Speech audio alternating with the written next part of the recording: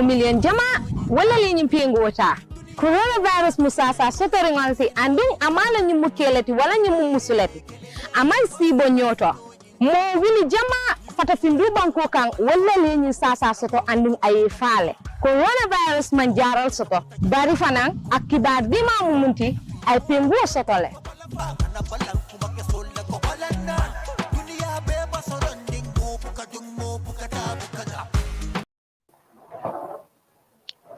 Good morning, everyone. Yes, good morning, everyone. I hope you all are doing fine today. Oh, okay. Well, thank you for coming yet to another weekly meeting, staff and intern meeting. Last week we had one, and I told you guys the current state of affairs of the institution and where we are and some of the expectations and the new Gambian talents that we hope to establish. Most of you were here and some were absent, and those who were absent were asked to watch the video. The reason why we are recording these videos is not to show to the public, because our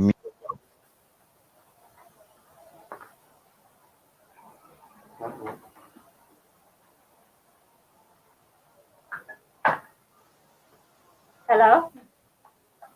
Hello, Mr. Ju.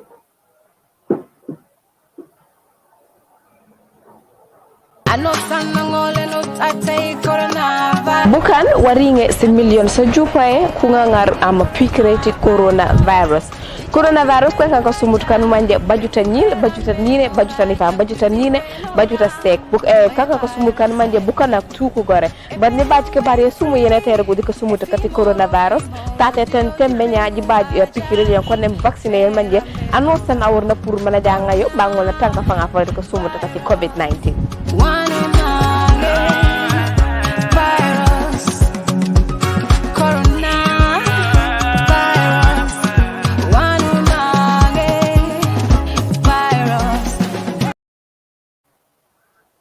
Yes, hello. Yes, hello, Mr. Ju. Yes, can you hear me? Yes, we can hear you now, loud and clear. Okay. Yes, so I said last week we had the meeting and we discussed a lot of things. I informed you guys about the new Gambian talents that we want to establish and the way forward.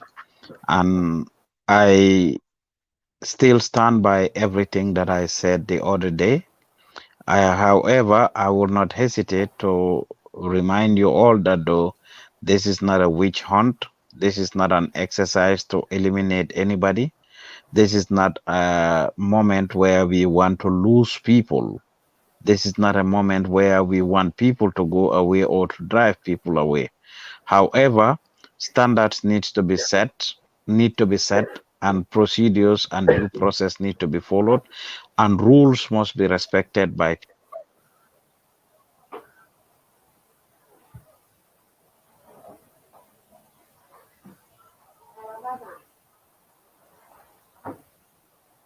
Hello, Mr. Ju.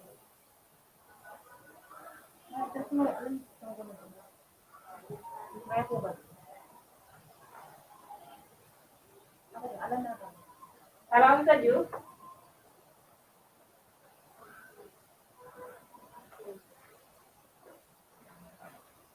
Mr. Ju, we can hear you.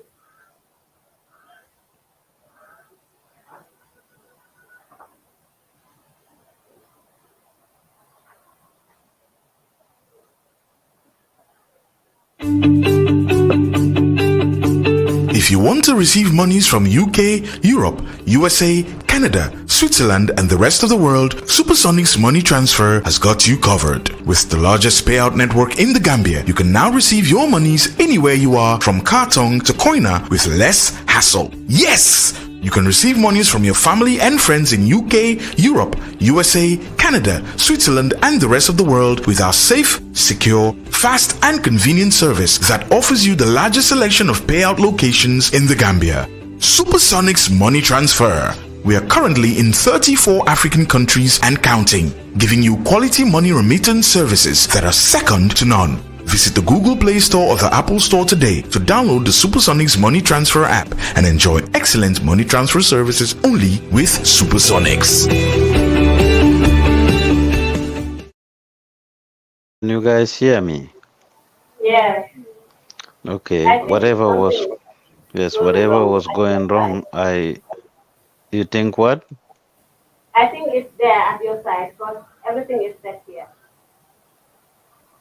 Oh, okay. Yeah. Well, unless I restart my phone and turn it back on. But All right. anyway, if it does it one more time, we will resort to that. All right. Anyway, I was talking and all I said was this is not an exercise to witch hunt, eliminate, get rid of, or part ways with any of you. This is a moment where we have to do an internal cleansing. Something is wrong somewhere. People are relaxed. People are forgetting their commitments. People are losing sight of why they are here, and we need to fix it. It is not an extraordinary situation. It is not an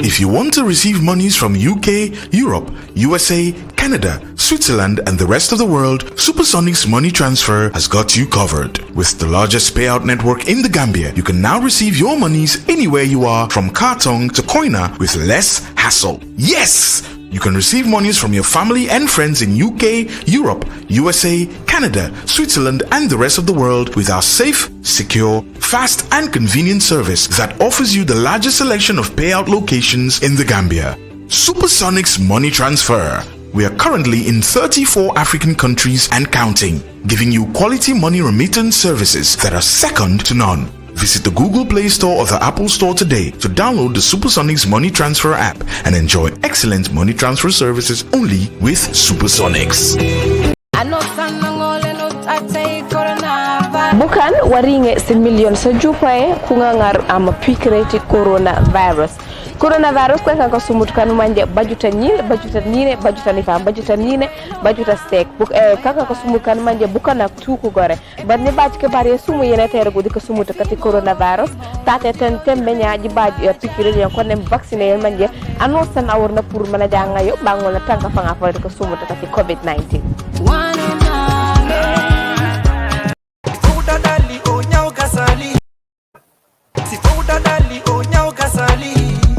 Guluje yimbe ka hore leydi woni ko yetti ndu pikiri coronavirus non ko gonga anda bale anda dani anda paykun anda mawdo wari africans be boy ka hore leydi sabu non ala lekki ono kibaruji weldi di woni ndu hebi haray pikiro bayna fo nyetti o vaccine jol ko kala yoreno teddindi labi ko dum no vaccine jawal ke vaccine. Millions of people around the world don't get this vaccine here. Coronavirus not something we do. It not sabi race, it not sabi gender, it not sabi tribe. It don't kill thousands of Africans around the world because it not been get cure. But the good news now, it don't get vaccine. Coronavirus not all man in business. So tell you people that way you like.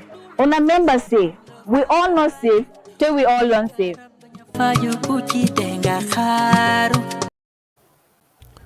Assalamu alaikum wa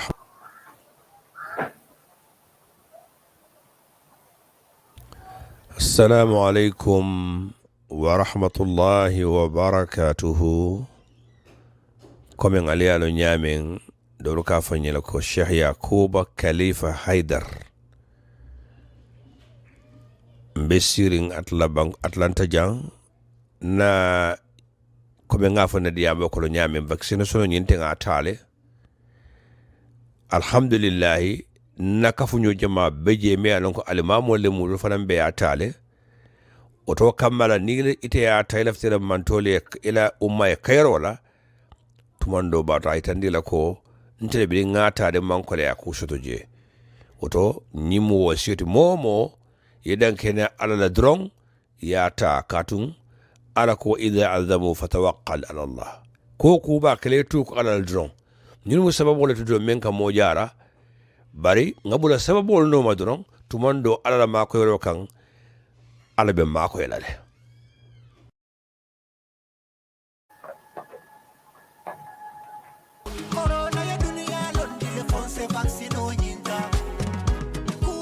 mun tata famo million jama wala li nyim pengo wata coronavirus musasa sotori ngalsi andin amala nyim mukelati wala nyim musulati amal sibo nyoto mo wini jama fata findu banko kan wala li nyim sasa soto andin ay faale coronavirus man jaral soto bari fanan akiba dima mumunti ay pengo soto le.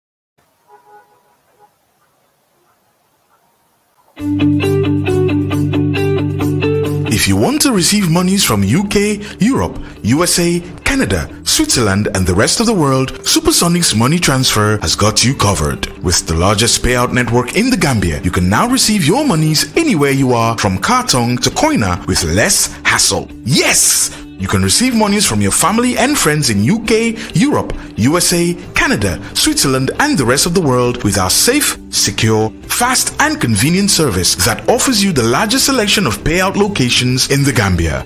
Supersonic's money transfer. We are currently in 34 African countries and counting, giving you quality money remittance services that are second to none. Visit the Google Play Store or the Apple Store today to download the Supersonics Money Transfer app and enjoy excellent money transfer services only with Supersonics. Bukan waringe si million sa jupae kungangar ama pikireti coronavirus. Coronavirus kwa kaka sumut kanu manje bajuta nyile, bajuta nine, bajuta nifa, bajuta nine, bajuta stek. Kaka ka sumut kanu manje bukan na tuku gore. Badne baj ke bari sumu yene tere gudi ka sumut kati coronavirus. Tate ten benya ji baj pikireti yang kone vaccine yel manje anosan awurna pur mana janga yo bangola tanka fanga fa ka sumut kati COVID-19.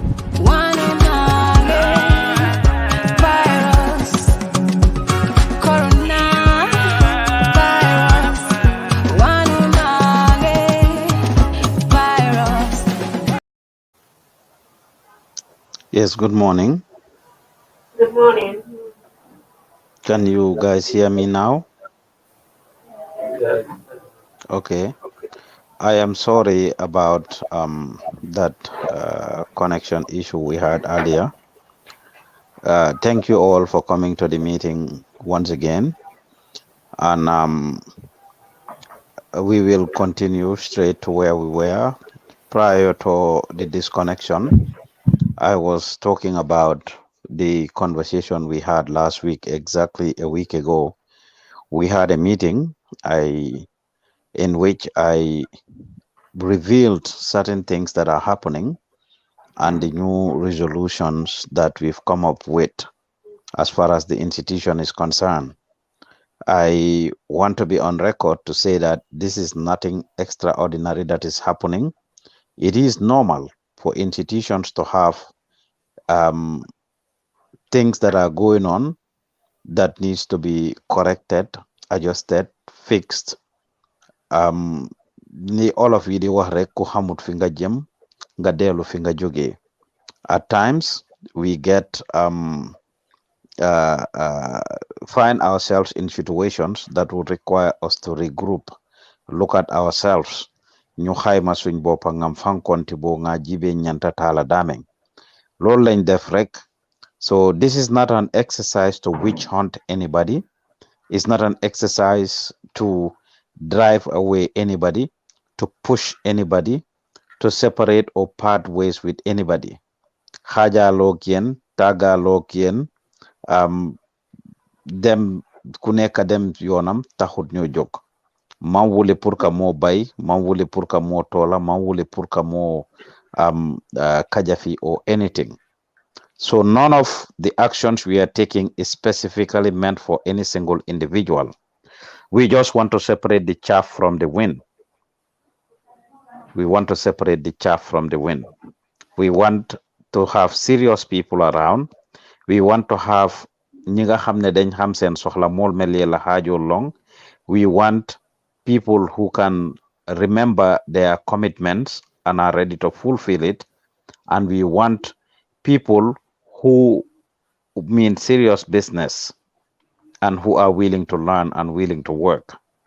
So business is not going to be as usual, and the things we are saying are going to be enforced.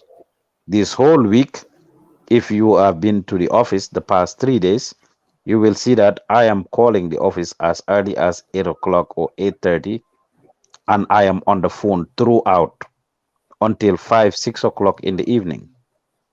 And yesterday, I stayed later by talking to Ida and Sanyang, who were here. I am going to continue doing it for the rest of the month. We will clear things out. So anybody that is not serious will not be here by the end of the month.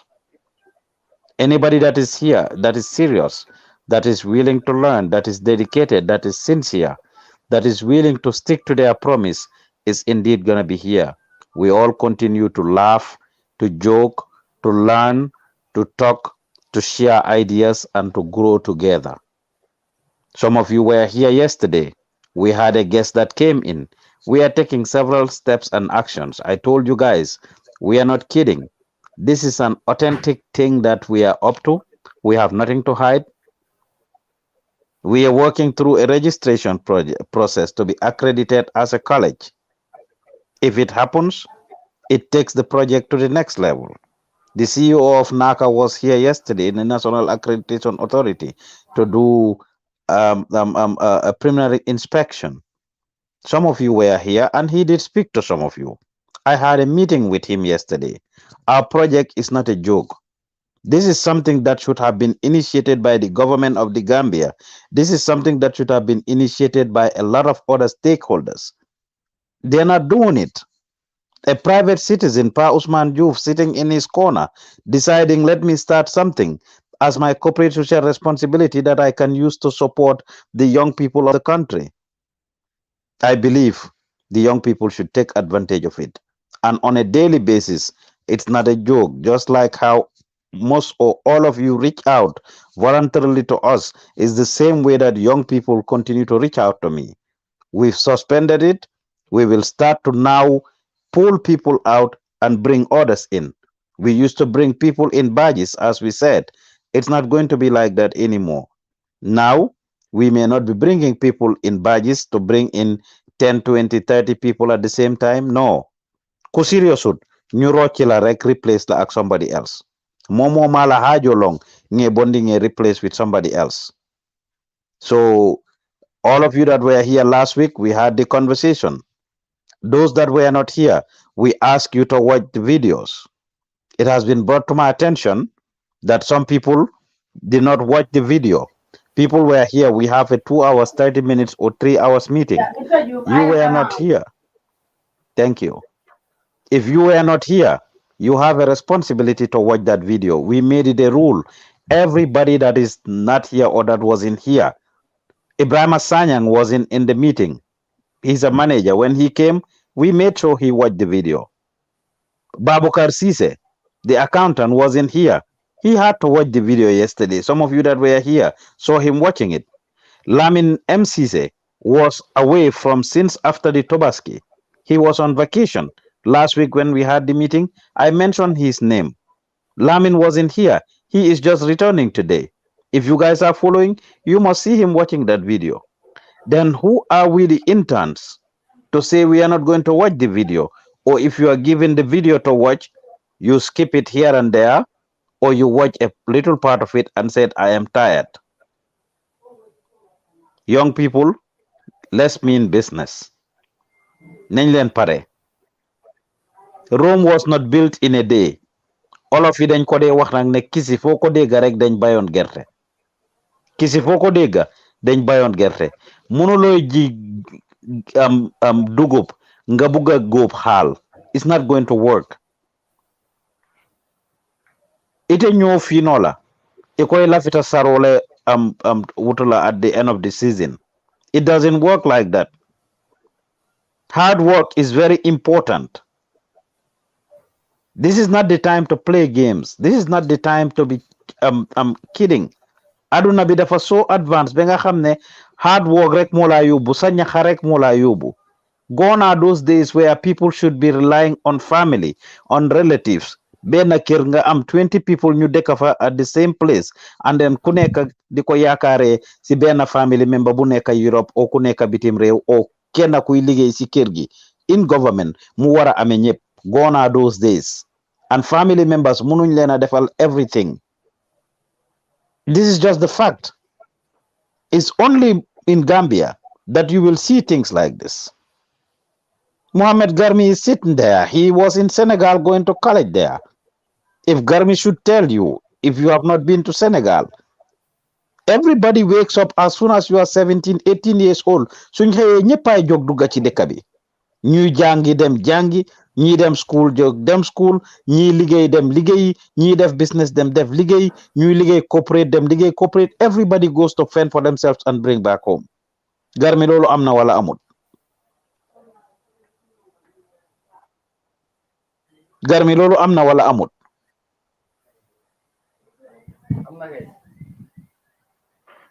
And it's the same thing with America. Wow. Everybody goes to fend for themselves. Ku si nekk da nga xam sa soxla doo toog yaakaare ko si mag si raka or somebody. This is the same system that we have, the same thing we apply. Want to rely on others, want to rely on family members, our own personal failures. We want to pin it on other people, including government. Government mënut leen a defal everything. Government will not do it for everything for you. Government can only set policies and rules and regulations for the most part to guide the process. Loolu la government di def, provide incentives, but not necessarily to give you exactly what is happening. Nit nak, you can take somebody to the river, you cannot force the person to drink. The horse to the river, you cannot force it to drink. Yéen ñëpp a fi ñëwal seen boppa. Ni ngeen fi ñëwee dox dajee la. All the things we talked about last week, we stand by and we mean. By the end of this month, if it takes to have 5 interns here and 3 staff, I will leave the institution like that. If it takes just having 5 interns and 3 staff, well, 3 interns and 2 staff, I'll do it. Those that are oriented, those that are respectful, ñu xam seen soxla, ñu pare pour janga, mol men pareta do kola aninka karang. And those that are sincere. So we've set the standards and we are not changing it. I was told that when asked to give your schedules, some of you are saying you can do 2 days or 3 days. It's not going to work. It's not. Yena ko yakal sen bopa. We made it flexible. Very chosen few are spoiling it for everyone. We made the internship very flexible. We made people to come up with their own timetables. We made people to come up with their own schedules. We allowed people to have those that are going to school to make their own schedules, to come in whenever they want to come. Those that have other jobs, we accommodated you. Those that have their own businesses, we accommodated you. But sometimes when they're deaf, doing their buy hell, ramifications take impacts. So now whoever wants to be here, you must be willing to do something. Whoever says they have a show, yesterday we had our meeting again. We discuss you. We discuss everybody here. We tell you guys this at every meeting. And during our yesterday's meeting, it was no exception. We talked about people. We talked about those that are making progress and that are serious. We talked about those that are making it difficult. So this is something that everybody, every one of you, wanted, needed, possibly, as you have established or you have told us during your interview and otherwise. We expect people to just follow what they said. Dox dajela, mbenta janne. Most of you didn't know each other.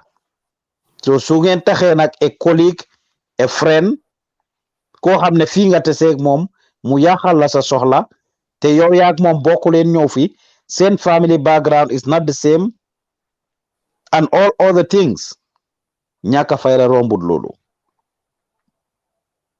ngan na taarixoo faalele. And for those of you who didn't hear, I told you guys when I was going to school at St. Augustine's, the under I need ñoo xam ne they were not at the same level with me.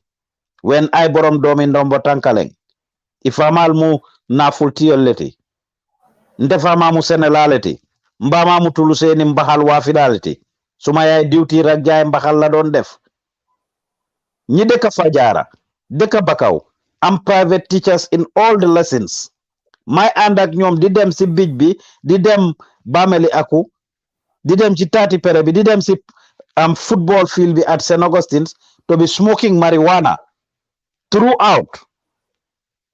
At the end of the term ñoom ñu jël first ak second si suñ class while man ma jël ay 8 9 position dama xayma suma boppa ngam fankonti boole ma xam ne maa ñi bokkuñ gaam. We are not at the same level. Man suma génnee wut suma family suma génnee wut suma yaay si jaay mbaxal boobu dafa continuer di jaay mbaxal forever. Suma génnee wut suma papa ci bay bi we will continue to be farmers forever. Alhamdulillah, my mom just returned back to Gambia. Mu ngi woon fii 1 year 6 months with me last week bii la suma yaay ñibbi si Gambia. Over 15 years jaayut mbaxal jaayut diwtiir. So ku si nekk in a similar situation. When you came to Gambian Talents, I could relate to your position. I could relate to your situation. I was helped by people. And that is why I take up this responsibility.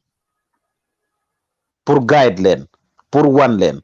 Li nga xam ne jaar naa fa. What a lot of you guys are living today, I lived it some 20 something years ago. Is Musa Jata here, Aida?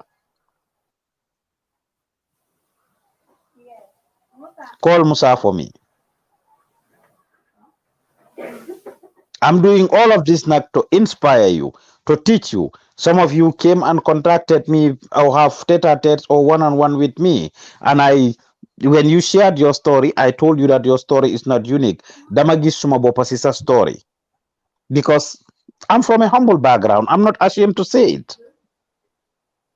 I'm not ashamed to say it. Is Musa around? Yeah. Samba Fall was here 2 weeks ago when you were in charge of the office. Tell me your experience with him and what I told you. Yes. He was here last week. He wanted to do a video, a 5-minute video. So when he came, I knew him before. So when he came, I think he found Aissatou Koli here. Cameraman, can you put the camera on Musa?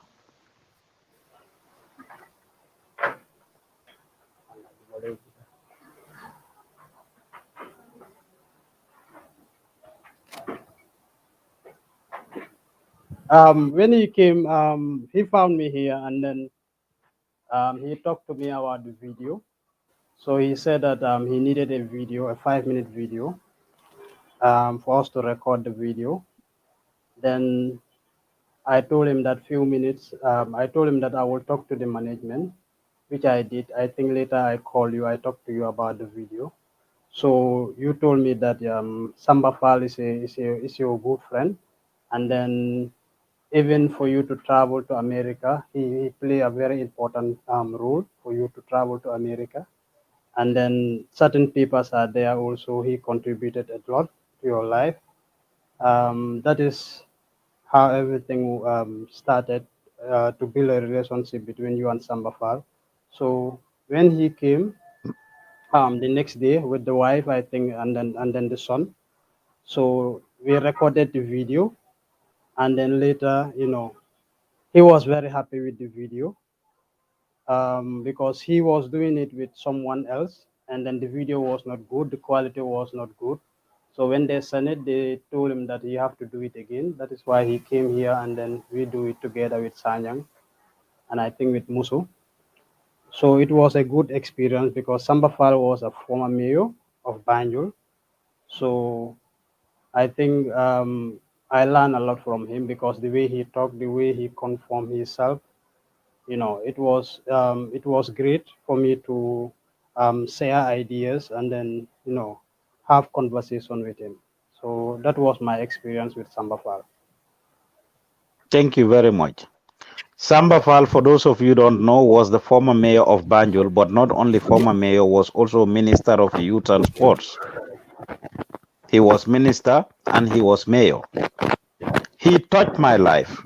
One thing that I wanted Musa to say that he didn't say is what I told him about. And Musa, what did I tell you about?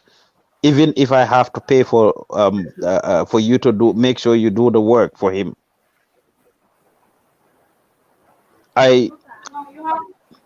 It's okay. I told Musa to make sure that they do this for Samba, even if I didn't have I didn't establish anything.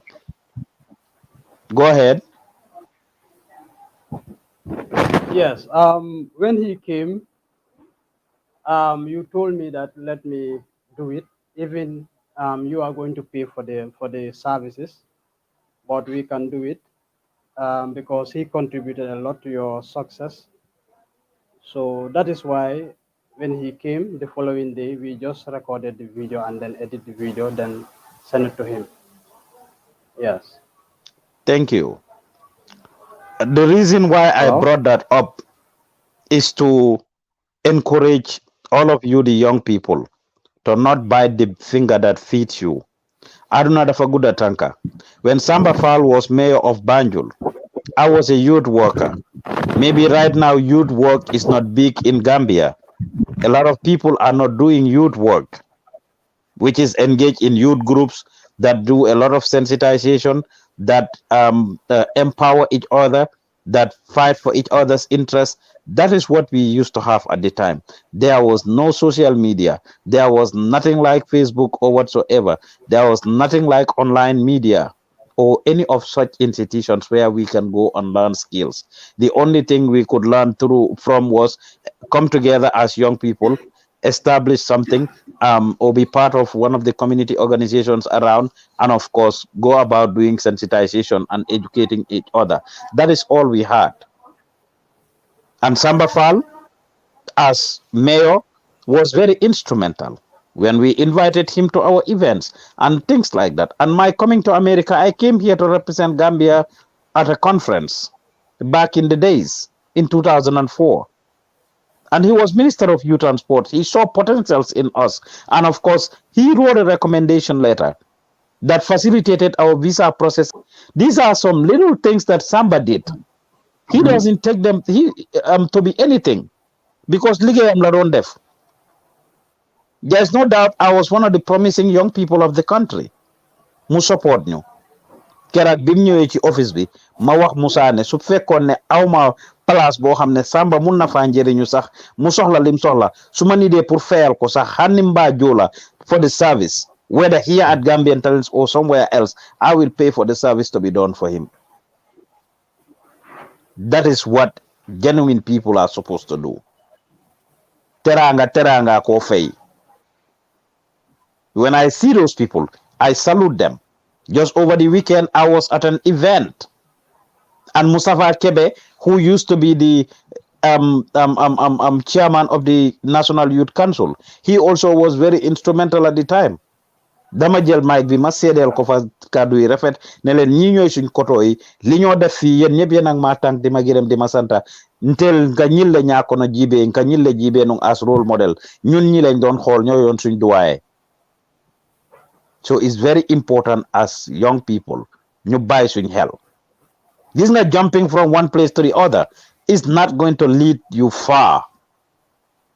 And I want you to understand that it's good nit lu way di mujjé nga ñëkke ko mo gën. Because before you realize it, it's too late. Dem nga benn place, ñaari place, ñetti place, ñenenti place, and this runs across the board. Guess what? Whilst you are jumping from one place to the other, sa morom yi nga bàyyi fi nga njëkkoon a nekk ñu ngi laa raw. Believe it or not. Seet leen ñi ko def yépp, they will barely settle down. They'll barely settle down. Either she had her story, where she is grown and where she is now. Ñim fi nekkaloon di def internship bi ñu bari si ñoom don't have anything to do. Wala bàyyi nañ Gambian talents them to order what they call more established media houses. Before you know it, achieving anything much foofu noonu mujjee nañ fa génna or something, or they've been fired, or they're now doing nothing. Wala seen career si media dena. Some of you were here when you had a former intern come over here who said who went to 2 or 3 different media houses. Def na fa internship, am na fa employment, and told us na lim gis fini gisut ko anywhere. Bim delu si wate, one of the challenges we had with her is the fact that what she wanted is different, because ñëw she thinks she can come and be employed again and will be ahead of others when am na ñu bari, including ñoom Aïssatou Diallo ñoo xam ne moom moo leen fi jiitu woon ñu doon ñoo war a nekk boosam naaw ñu doon war a nekk boosam, and that pride could not exist. So I'm not telling you here at Gambian Talents alone, while lépp lu ngeen a def si seen life, anything you are going to do in your lives, make sure that you stay true to your course, and li nga njëkkee nga mujjee li nga mujjee nga njëkkee ko moo gën. Li relationship is important as you are growing. Ku si am boyfriend si yéen, wala ku si am far si yéen, wala ku si am jëkkër o jabar, stick to your relationship. Try to make it work to the best of your ability. I'm not telling you to enslave yourself nak. Why fépp foofu génna tamit nga dem feneen, you will just be there temporarily.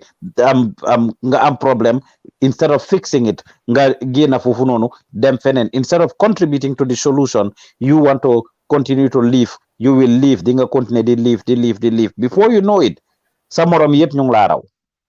Sa morom yépp ñu ngi laa raw. So it's very important. I had to add this to the conversation. However, the resolutions we came up with still stay. The managers will be having a manager on duty by the day. And each of those managers who is responsible for the affairs of the institution each day is the one that you should be answerable to.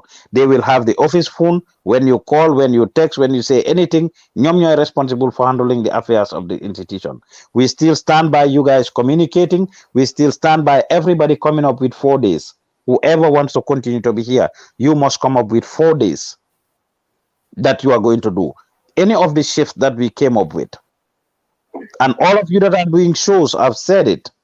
By the end of the month, we will be dropping people. If we have to drop all the shows, we will drop them. We have key that are established, that are consistent. We take those. Anybody whose show is not consistent is going to be dropped. Is going to be dropped. We understand when people are sick. Some of you have given excuses about being sick so many times that even when others are sick, sometimes it's hard to believe. One rotten potato spoils the whole bag. So this is not to witch hunt anybody. I want to get back to laughing and joking with all of you guys. You've not seen that in me today, and you've not seen it in me last week. I've said it. I am mad. I am angry. I'm disappointed. I'm frustrated. I have a lot of mixed feelings, but I see light at the end of the tunnel as I have a renewed commitment from my management and from some of you. Those that are not willing, those that disappoint me, let them go. If they are not willing, I will not be. It's not fair to me to cut my sleep. It's 4:18 a.m. Pour my jog depuis 2:30 to try to facilitate and be on the phone every day, di wax ak yéen, addressing people from one person to another. This is what I did yesterday. Those of you that were here, I spoke to. Some of you that are here, I spoke to you. Some of you that were here yesterday, I spoke to you. Some of you that were here on Monday, I spoke to them. I have engaged some of you through text messages. I called some of you people. This is not what I'm expecting to do, man. It's not what I'm expecting to do. Expect to pour nekk ci phone beeg yéen. Depuis last week Wednesday ba tey every day I'm on the phone with different people. Availability, consistency, flexibility, commitment, sincerity, honesty. These are the principles that we follow. These are the things that will take you far here at Gambian Talents. Input determines output. Da ngeen ñëw pour jànga su ngeen available pour jànga di ngeen am a lot of opportunities. Last week mentioned naa leen fi Serif Conte as a potential person, gave him the mic to share some of his experiences. Just on Monday, right when I was about to go to bed, I received a message from KMC about the event that was happening there.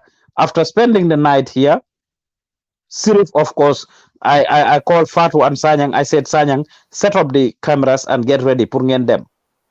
I'm KMC. Sirif, I asked. He went to KMC. Guess what? I am able to recognize a lot of potential from him. A lot of potentials. Incident bu xew KMC. Sirif was the one that covered it with Fatu, and he did a wonderful job. And I would like you guys to upload him. Upload him. He was supposed to go home after spending the night, but he stayed and he worked. And I see several potentials in him. And I'm very proud of him. Feke moko ci boole. And a good number of you, that is the only way out. Media du loo xam ne danga toog rek di qualify wax naa leen ne it's not kumaba fo or wax bu rëy. It's not just dem sanse ba yéegee jamata yéet ñëw toog ci studio bi di wax lu ñor ak lu ñorut wala wax yu rëy rek. That is not all that media is about. You go into the field. Danga génn dem ci terrain bi. Lii xew nga nekk fa ñafe. That's the same thing that Garmi was doing when he was in Senegal. I told him, it's not a very kumaba for wax bu rëy. Jogal nga génn dem ci terrain bi. He started doing it. He started going into places, into different places. Lii xew Senegal muy buuxante foofu. Muy buuxante foofu. Before he came back here, I had conversations with him. I've had meetings with him and institutions that offered him employment opportunities. All because of, as a result of yiñ gis ñu def ko ñu ko wane Gambian Talents. Garmi am na wala amut. You can share some of your story to your colleagues. ñu xam ne yëf yu yi taxale. As I said to all of you. Yes, Mr. Diouf. Mohamed Mbaye Garmi. Waaw li nga wax am na kay ci wàllu dem terrain ndax dañ daan def bu ñu wàcce woon école dañuy toog tayal ñu dem fenn dañu nekk si néeg bi après di jeu wala di play doo génn sax boo benn bés nga woo ma di ma wax ni ma affaire bi nekkul wax bu rëy kese boo nekkee journaliste bëgg ñu ràññale nga bëgg a xarañ ci wàllu wi nga nekk nekkul da ngay toog ci plateau yi rek di wax faaw nga génn di dem ci terrain bi di liggéey di andi ay bagages su ko defee loolu moo lay may sax nga mën a am ay fac di mën a am ay arguments yooyu man di def so from that time mu tombe woon ak that problème Adji Sarr ak Ousmane Sonko that day si nga ma wax ni ma soo demee nii ngay def nii ngay def nii ngay def and then boobu laa dem since then ba ma demee bu fekkoon ne dem ci terrain bi jigéen la ma wax ni kon foofu laa ko nobee fa lañ novante ba tey. And it brought several opportunities, recognition. Yes, wow. Yeah, parce que Senego TV moo nekk one of the largest online media in Senegal, Senego TV. Seen boss bi amoon naa ak moom meeting before may dem sax conversation bi senoon naa la ko bi ma waxee nga ni ma demal soo demee lu ci mënti am na nga defend sa interest waaye xamal ni Gambian Talents moo tax mu gis la and then bañ demee ñu waxtaan moom li ma wax mooy daf ma soxla and then he could offer me to pour di ma fay salary waaye faaw ma contrat bi ma am ak Gambian Talents ma terminate ko su ko defee ma start ak ñoom fresh and then I turn him down.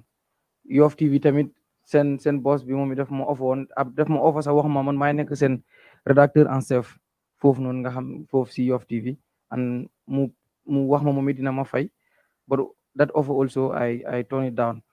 Li ko waral nag mooy bu ñoom bu ñu demee ba gis li nga xam ne moo di that potentiel Gambian Talents la ndax dëgg la ñi ngi doon jàng ay journalism but loolu yëpp théorie la théorie ak pratique different na soo demee surtout boo demee ci field bi si ngay gën a xam ne it is something different ndax dama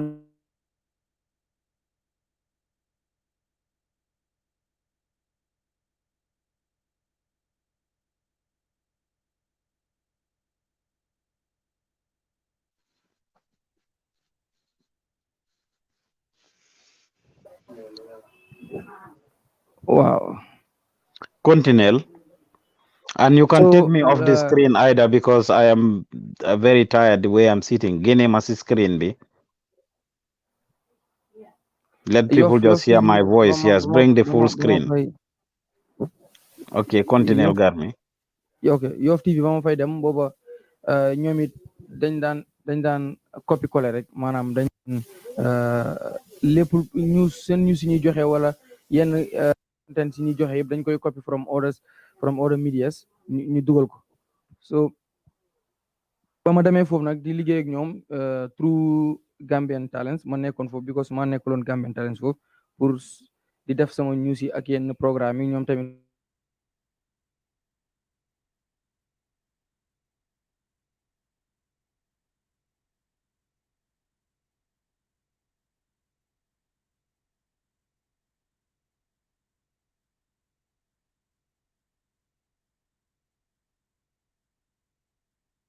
defal suñu yëfi bopp dañu war a di dem si fil bi dañu war a di génn so boo xoolee sax jamono yooyu su ma daan dem si fil da ngay gis damay téye ñaari mic damay téye bu Gambian Talents and ma téye beneen mic bu Yoff TV and then before ñoom daawuñ def loolu ñoom always dañuy wax ne ñoom daal dañuy copy parce que dañ koy jëlee from Senego TV wala Yes Sénégal wala Dakar Feeling Dakar Buzz and other medias so noonu lañ daan defee but ba ma demee foofu ñu change lool and then every Monday am na benn story bu ma leen doon bu ma la daan bindal so biñ paree loolu nag si la ma DG bi seen CEO bi mu woo ma këram sax la mu yóbbu we were not discussing at the office daf ma woo ba këram ñu dem toog foofu ñu waxtaan mu wax ma lépp so pour wax la ni loolu dafa am lu bari lu mu defaat ci sama carrière because of this is my life journalism it is my life parce que I choose to do it passion la bëgg-bëgg la boo xam ne lu ñu bëgg la so kenn du la wax ne la bëgguloo ci lii but you do it in the right way ba keroog nga war a yegg foo yegg parce que mënu naa turn down Gambian Talents and ma jël offer boobu who knows mën nañ dem ba ci biir ñu yàq wante parce que xaw ma kooku DG bu xaw ma ko am nañ problème yu bari man ak moom Mr Diouf moo ko doon réglé parce que problème am mooy du wax lu am tey bu la waxee li bu subaa dafay bàyyi but always Mr Diouf daf may wooni ma that's not how to communicate with people that's not how to do it we should do it this and this and this so noonu la ma Mr Diouf nekk di ma jàngal ci côté boobu mooy wàllu leadership si even am na benn time ma call ko ma ne ko Mr Diouf léegi dama give up damay bàyyi Yoff TV because of the DG bi moom duy wax dëgg so léegi man bàyyi naa parce que dañu defoon appointment pour war a génn def benn interview ak benn kilifa gu mag boobu biir Sénégal but mu toog ba ci last minute si mu call ma ni ma suñ caméra passion bi nekk fi so loolu du mën a am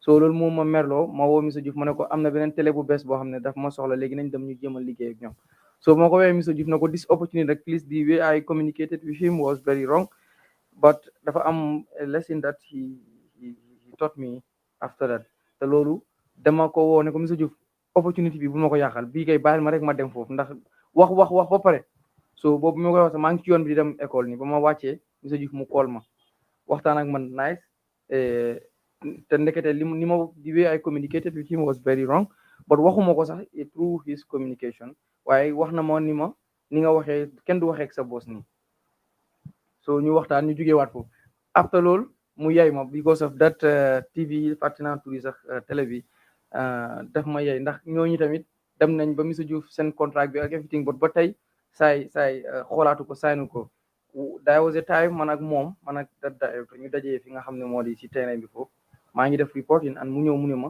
jàppale ma sama élément bi ñëw fii dafa ñëw ba fii mënul li ma soxla ci moom def mënu ko jàppale ma nga defalaale ma ko ma sigi ma xool ko fekk ma xam ne moom la so ma jël boo xoolee ma jël maay gam bi bu fekkee yéen a ngi doon seetaan kii da nga gis bi jour téye naa ñetti maay so the other mic was there biñu paree foofu nag bañ pare ci laa ko dem wax ko ma ne ko fi nga ma fekk moo tax ma jël sa mic bi waaye bu fekkoon da nga ma jox off di caméra du ma ko doon jël parce que li nga ma def du yëfu jaam la nga baal ma ci kàddu gi so loolu la ak yeneen yu bari yoo xam ne Mr Diouf daf ma ci tàggat na ma ci wax fa dëgg yàlla dama ko koy wax ndax ci wàllu leadership ak yu bari yoo xam ne xaw ma ko woon moom jàngal na ma ko definitely so I am very grateful moo tax loolu nag moo ma topp ba tey so I want to do it outside in the field always in the field dam si field bi di def samay liggéey di def samay investigation di def samay affaire that mindset moo nekk léegi ci man thank you so much. And at every point in time that you have to do your work, I had always encouraged you ak ñi nga xam ne yaa ngi liggéey ak ñoom or even opportunities you know. Did I ever feel threatened by any of them? Ndax da ngay ñëw wax ma honestly lii ak lii moo fi xew opportunity bi ak bii ma guide la si tàggat la si. non musuma laa wax dara ba nga feel baat loo may wax rek mooy ma lépp loo ci def na nekk loo xam ne na nga pousse sa interest ba foo mën a yem waaye bul ki yàqal nit ki moom it si interest am toppalew sa interest ba fu mu yem waaye kooku na nga consider interest su jàmbur always da nga may wax loolu waaye da nga may wax tamit ni ma am ndaa toj ndaa du tax a bari ndaa maanaam bu beneen opportunité ñëwee rek fi nga nekkoon nga génn fa génn bu ñaaw wala nga toog rek ne bàyyi naa fi déedéet da nga may wax ni ma we can work with all of them ndax li nga amul fii boo demee fële mën nga ko fa am li nga am fii boo demee fële mën nga ko fa ñàkk am léegi da ngay jël li nga am fii boole ko la ngay am fële te amoo ko woon fii donc defe naa yooyu noonu nga mënoon but you never feel bad or su ma la waxee ni am na offers wala leneen yu mel noonu. Thank you very much. conseil te defe naa conseil yooyu. Thank you very much. I am having Garmi give his testimony because of some of the things that happen that are similar to what are happening here. He would come and tell me when these offers come to him, and I'll guide him through how to work about it. And there's a lot of similarities with him and Ida, and most of the people that are here, especially in management level, ñoom Aida Satu Jallow, ñoom Fat Samba and them, if they have any offers or anything, don't they hesitate because they know how genuine I am in advising them and giving them the right thing. Dinañ ñëw ne ma am naa lii ak lii ak lii ak lii, or I want to do this and this and this, and I will guide them, even in their personal lives. So rather than sneaking and doing things on the lolo, benga mujhe def lo xamne lu wrong la. At the end of the day, nga am liabilities. Like I told all of you, and I remind you, you have signed documents, and if you break this agreement, it is binding on you. Action can be taken against you. Like in the next 5 years, 10 years, 20 years. I watched an interview of President Adam Barrow the other day in which he's saying September I think September 4th or 1st of 2016, Sila ko UDP nominate as their candidate. As of August this month, Besitay B 5 years ago or 4 years ago, President Adam Barrow xamutoon ne dina nekk president Gambia. UDP nominate guñ ko. So anything lum defoon ci at boobu noonu, he didn't know he was gonna be president. So it's important that we are patient, we are honest, we are truthful, and we seek guidance, especially the right way. When Sirif Conte went to the KMC with Fat Samba, that day, opportunity bu bari moo ci ñëw out to them. Some of the media houses have to cut our videos. Some of the interviews yu ñoom Sirif ak kii dem ak Fat Samba dem. Obviously, we know Fatu Network is not a small network, our sister organization. When they were doing their news review, they cut Sirif and Fatu Samba's video and played it on their news. I was sleeping when Fat Samba called me to tell me that Teranga FM were doing their news and they wanted to have her on the news, then Kobuga interview on the news. How was this feeling, Sirif? Going there to work. This is not something you expected. I guided you that morning. How was the experience of covering that KMC incident? Yeah, there's a lot of experience that I gained from that covering. Definitely. Yeah. And what has that done for you? What does that mean to you? Yeah. What's the feeling like? Yeah, it means a lot. Yeah, it means a lot for me because it's an experience that I have. So tomorrow, if I have to go to another place, that experience I have from that ride there, I can use that experience to do another thing, to develop from stage to stage. Okay. So, what was the feeling like seeing your work? We often say it. Have a lot of journalists who could have been on the ground or who probably were even on the ground. But the extent to which Gambian talents went to do that coverage, you guys, of course, mostly through the guardians that you have, and seeing your colleagues and fellow journalists, or even bigger journalists and more established journalists using your work, what did that bring to you? How is that feeling like? Yes, definitely I'm happy. Yes, I feel great about it. Exactly. So, dem na ñëw na yep. I want to say that this is Yeah. a very pure and authentic intention we have here. We want people to emulate Sirif and others. We always say agumnak. You can hear and we hear people say, okay, yenange jeki, yenange waturiki, you are empowering this person. Ku def lu baax rek ñu empower la and we will talk about it. Momo ye ku betoke mba folale. We always say agum. And we don't regret celebrating or saying good things about anybody who is doing the right thing. And we want people to emulate it. Wax lu baax ci yow moo gën ñu nekk di wax something loo xam ne it's like the regular eye problems or you being stubborn or stubbornness or yeneen issues yoo xam ne is not right. We want to be able to pick you out of the lot and tell you to share your story.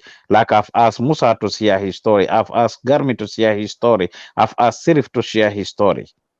That I brought either in or Isa to Jallo or others to share their stories. It is very important. Very important. Let me bring in Lamin that just returned from the village and he talks about his experience. I'll bring in Fat Samba, to continue the conversation before we open the floor. Like I said, it's almost 1 hour that we've been on. This meeting should not last more than 2 hours. Every week we will do it finish and we go back to take care of our other projects and things that need to be done. Is Lamin Sise there? Lamin is here. Lamin, yes, Lamin is committed. Lamin took permission before he went for Tobaski. Guess what? He stayed, in fact.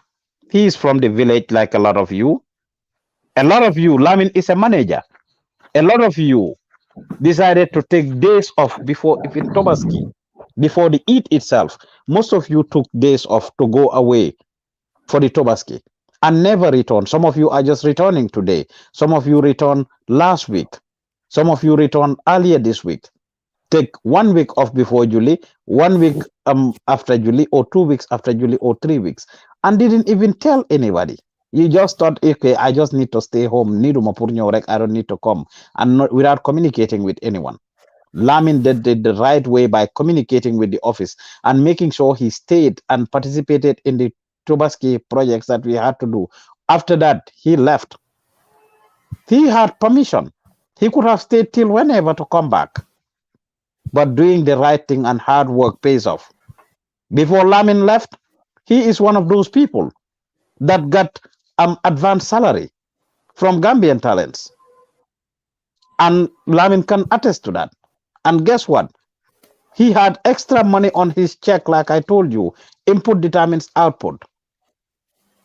When he left at the end of the month to collect that, Lamin, is this the case or not? Yeah.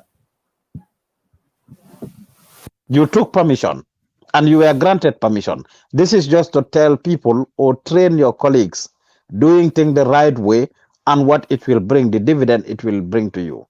Can you share your experience? You just came back from the village. How was it like? Did anybody call you to bother you? Did we tell you anything whilst you were gone? Just because of the fact that you followed the right procedures. Yeah, as you said, when I left, before going, I told Fatima that I will be staying away for 2 weeks. And then when the 2 weeks is about to elapse, Hold the that was mic when up, please. Okay, I said when I was leaving, I told Fatima that I will be away for 2 weeks. So when the 2 weeks is about to elapse, that was when I was chatting with Fatima. She asked me when are you coming back. That was when I told him, I told her rather, Tuesday or sorry, Monday or Tuesday I will be back. Yeah. Were you not given your salary in advance? Yes, that's true. Did you not receive extra money on your check equally? Okay, no problem. Just Fatima just communicated that is with her. Yes, exactly. You have extra money on your check that will be given to you if you have not received it because you were not here. But how was it like you going to the village? The experience you are having here. What does that do for you as far as Dobo and your region is concerned? It's something that is important because when I went back there, people are just looking at me. Anywhere I pass, I used to had them talking about maybe they will not talk say it in front of me or when I am present, but whenever I am going, I used to had people discussing about things that we did there, and also the those women that we Musa interviewed, they are also very important. Sorry, they are very happy whenever they see us. They will rush and greet us. So it's something that is a good feeling. So it gives you prestige and respect in your own place and where you are born. Yeah. Which is very important.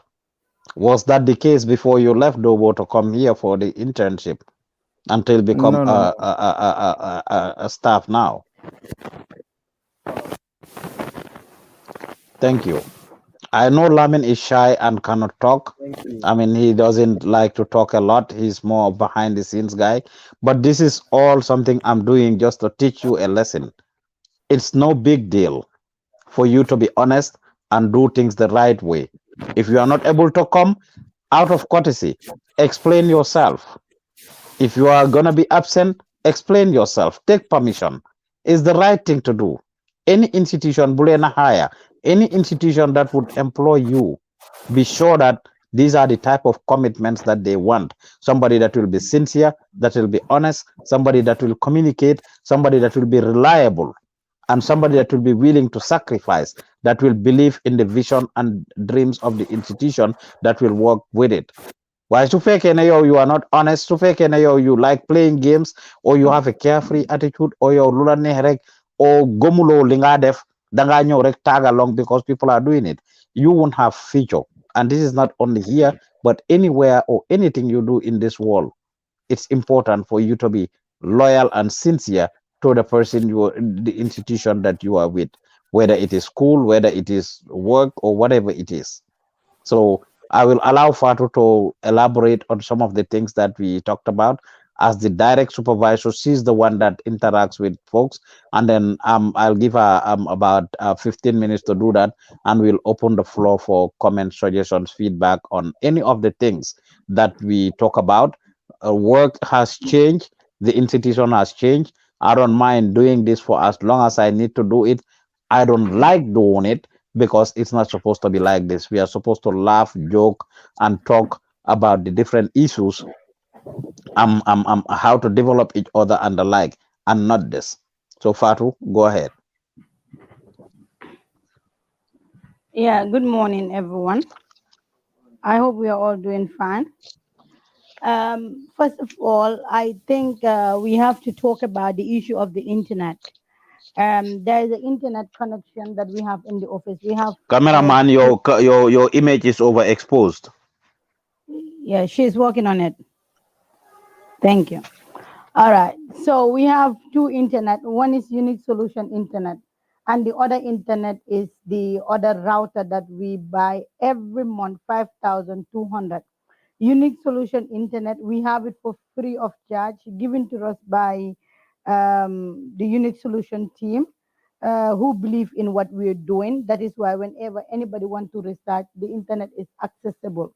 So we have one internet that we use to air projects, but that internet is connected to two devices. The normal router, whenever you connect it to the office wireless, that is the Sling Studio, it is open.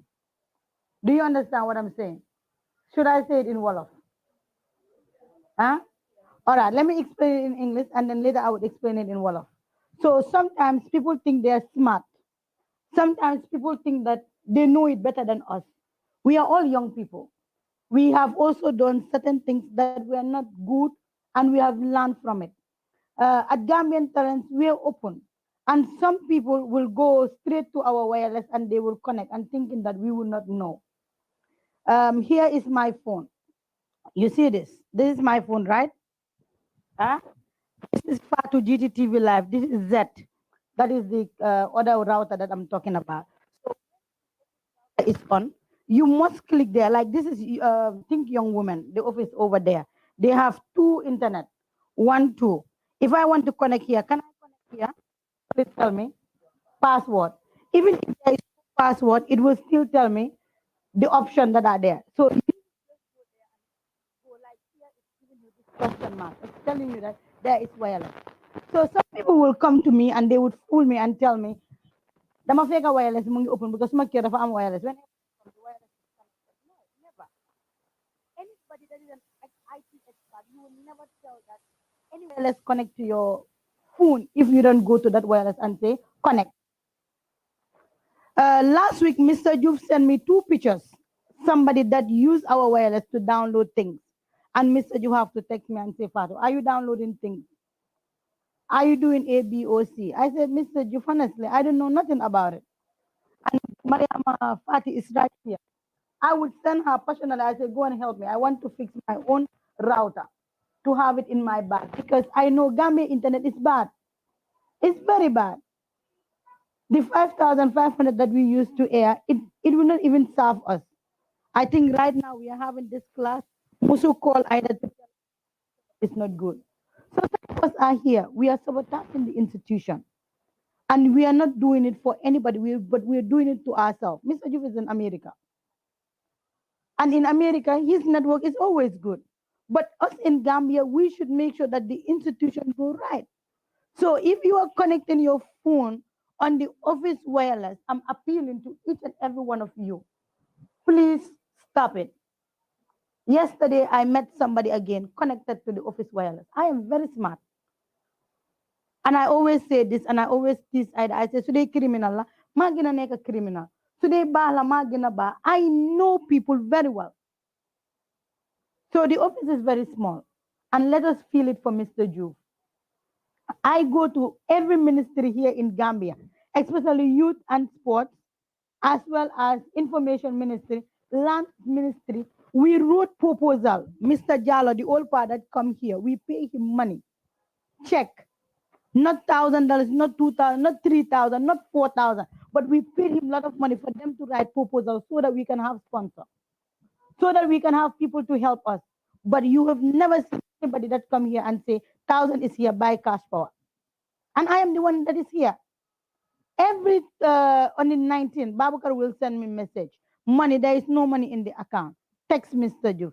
Send this to Mr. Ju. Do this, do that. I feel for him.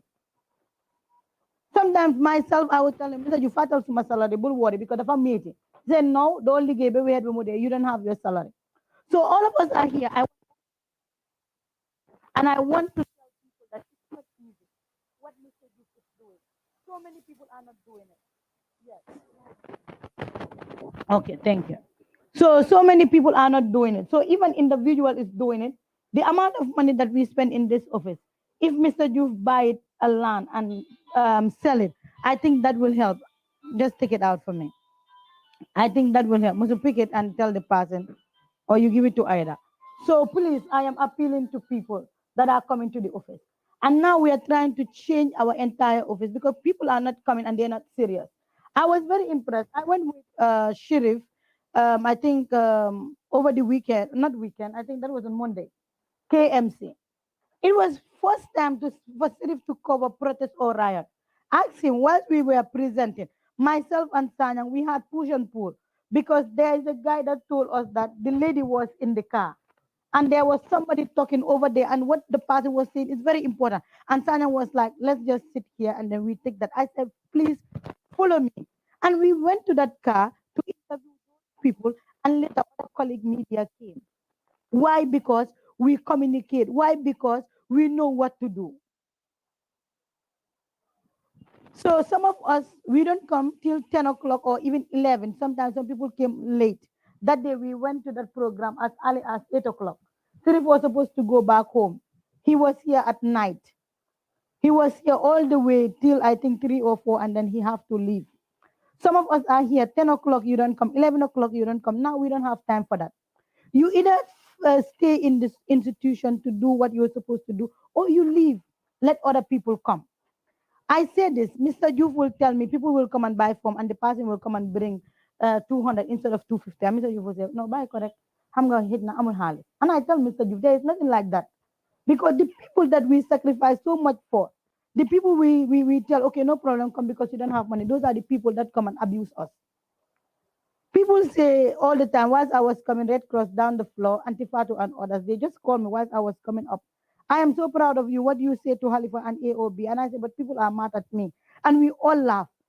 So it is only government that give you the opportunity to do certain things. Some of us, when we go to other institutions, I'm not saying other institutions will not give you that platform or that atmosphere, but they want to give people with experience. With experience. You come, maybe high school certificate, you don't have it. Maybe university, you don't even graduate with zero experience. Yesterday, we had a very important guest that I would mention his name because he don't want his name to be seen. When I told the person that this internship is free, the person said, no, that's not true. The person asked me 3 times, and I think somebody was outside here listening. You were there. And when I said that, what did the person say? You told the person that the internship is free, and then he said no. I think he asked you about 3 times the same question. You told him that it's not it's free. So he told you that that is very good. Me, I thought that he has people pay, but it's free. Yeah. All right. So I have to, like, can I call people and then I ask those people that question and then you can be my witness. And the person could not believe it. Us that study at Inside Training for 6 months, I paid $15,000 and now it's $18,000. Government of the Gambia paid for that. And before I leave government of the Gambia, they give you a certain amount. Before you leave, you must work certain amount of time. So some of us are here. Other offices, it's fight in fight. People fight. You want to go to KMC, either will be like, man, you to Sirif office, but you cannot give it to Sirif. Yesterday, I was watching Senabu doing her show with somebody. And I see Senabu say, Fi man ma fi how naka and start talking. And I was like, hold on, Senabu nak. Mungi melni, and then we start laughing. Me and I think I was talking to Ida. I say, hold on, this confident in Senabu. How many young people are you seeing hosting a show? Especially in our major television, it's only the old people that are holding show or people that have been in those institutions for many years or many months. So appreciate what you have. Some of you are cameramen and camera women. In other institutions, they don't give their camera to any Tom, Dick, and Harry. Any Tom, Dick, and Harry. You see other people go to cover. It's that.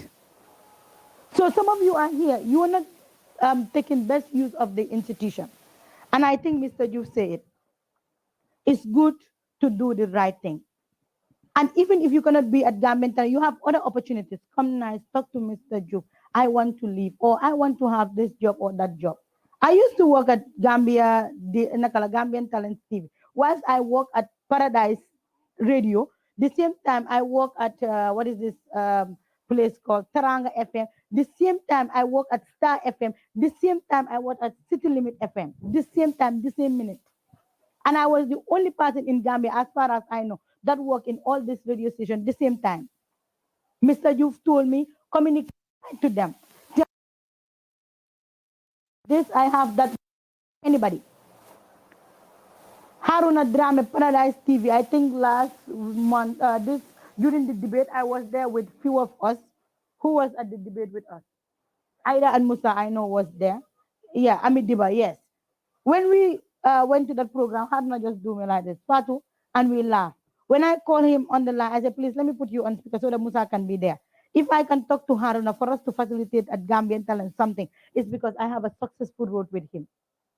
The day that I was leaving Paradise Radio, as a result of my mom being sick, when I went to Haruna to tell him, I live with a check. Bumma May. Nema Lee Jilko. So some of you are here, you do carefree attitude. Some of you are here, managers talk to you. It's not like that. Mr. You have family members that are not working, have sisters that are not working. And we all the time say that. I have brothers at my home that are not doing anything. I could have brought those people in and tell them, Kaling and Java achieve. No. And the way we set up Gambian, if anybody leave, Taifat Samamu by Murizan, either take Fatu's place. If Ida leave, Musa take Ida's place. Nobody is indispensable in this institution, the way we set it up. So I'm appealing to people. Whenever you come, deference and ligay. And the issue of Joe, this goes to the ladies. Some of us are here. Joe Reglandedef. We don't do anything. We only backbite. The last time I entered the studio, passionately I do that. I just banged the studio like that. And I went out and you hear them. Fatu numbarewa, numliye, numlele. And these are people you hamne. When I come, they give me all the clap. Which is very bad. Anytime I see Sirif, when we were interviewing, I see Sirif was doing certain things that were not good. I told you, Sirif, didn't I call you and I said, please, you need the interview, just like a Konyari question. Sometimes didn't I come and take the mic away from you because we were live and I told you, jigen bi mu ngi tour khoram and sukur or whatsoever, nan dem ñu dem interview ko. I don't do anybody. I say it the way I think. So let us leave that. In this institution, we are not perfect. But not talk for your joy, either work or wahulo, you are part of it. This institution is very small. Do you come here, you meet me and Ida Tongo? Have you ever seen me and Ida Tongo? Since all of you came in this office, and I want everybody to tell me a yes or a no. Have you seen me with Ida Kware? You would never see that. Then you I don't hold Ida as my assistant. I hold her as my baby sister. When we come, Musa my boss, but you never Musa as soon uncle. Mangi ñew mané Musa, Uncle Musa and Ida mene yow merna, yaangi wo Musa uncle, you didn't say me auntie. I say yow da nga yebate yow xalé bu ndaw ndaw nga. It's good to have good relationship. But some of us are here, Garmi wana Garmi ne yow ya daxal liggéey ci office bi and Fatou mi ne lu tax mu wax Garmi mo daxal. If Garmi can do it, why not we say Garmi, you are good. Just like Mr. Juve said to Sirif. Next time that will be motivation for other people to do. Let us not look at ourselves as threat. Let us look at ourselves as families.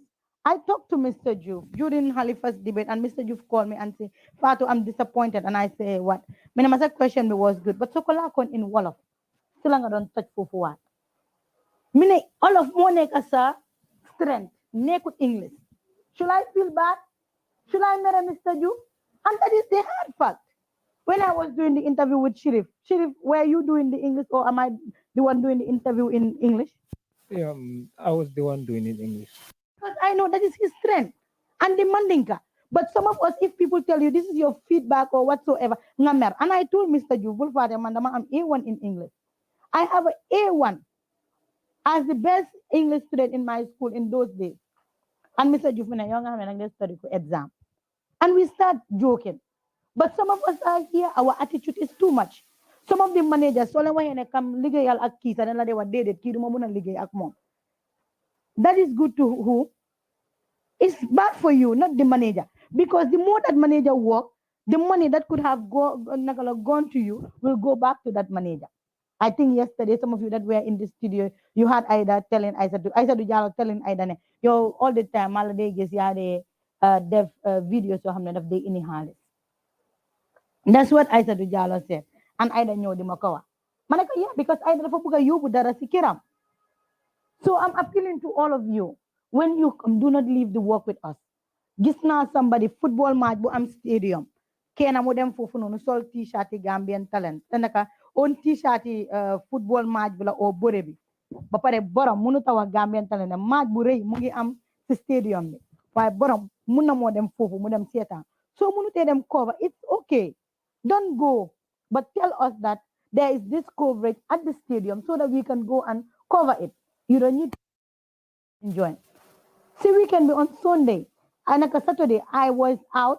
Musa, what is this guy? Adam Sow, I think, and who else? Danjo. We were out at night to cover a program. Late at night. Some of you do not join us. Why? Because anytime people call you, especially me, if I call people in the office, most people don't pick their calls. Man, how don't follow again? We can, even my house, I don't have solar on my sisters or siblings. Whenever I call somebody, it's because of work. But if I call people, they avoid my call. It's your own self you're doing it, not me. And I remember Danjo text me early in the morning to ask me what time are we going to that program.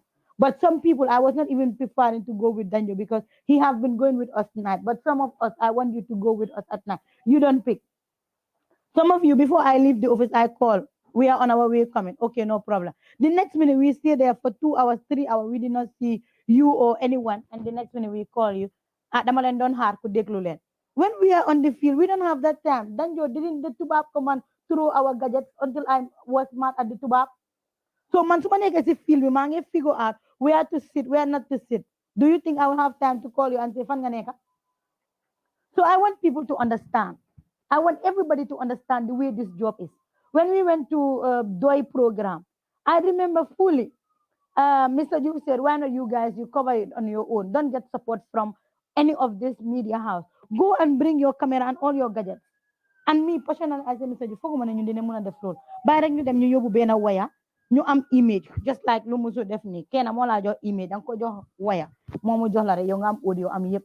Mr. Diouf mu ne déedéet I want you ku ngeen dem ngeen def comme ñoom nu ñoo defee yóbbu leen seen bagage ñi ñëpp a ngi yóbbu ay moto yu mag and everything we went with our small car we did the work more than anybody and when we were done somebody text Mr. Diouf and asked ndax Mr. Diouf gaayam yi kese ñoo def that liggéey we were on the field ay dafa am ku jóg imagine she is the deputy country coordinator téye caméra am while ñi nga xam ne ñoom ñooy jox ñëpp soos moom mu jóg di jël vidéo mënoon na moo dem foofu di def liggéey tayal ndikoon man suma image bi maa wax ñi si duñ gis suma kanam but this same lu ñeneen ni am footage ñun tam lu leen am footage 3 times Mr. Diouf is asking me question ndax yéen yéen a def lii ndax yéen yéen a def lii ma ne ko suñ ko defut kan moo ko def so some of you are here you have the opportunity other media house you go they just give you camera and say fix and video you don't go and see how other people do it here you are yaa ngi am opportunity Musa dafa nekk si biir studio bi mu toog fa 88 hours you don't see nobody mu dem si booram di xool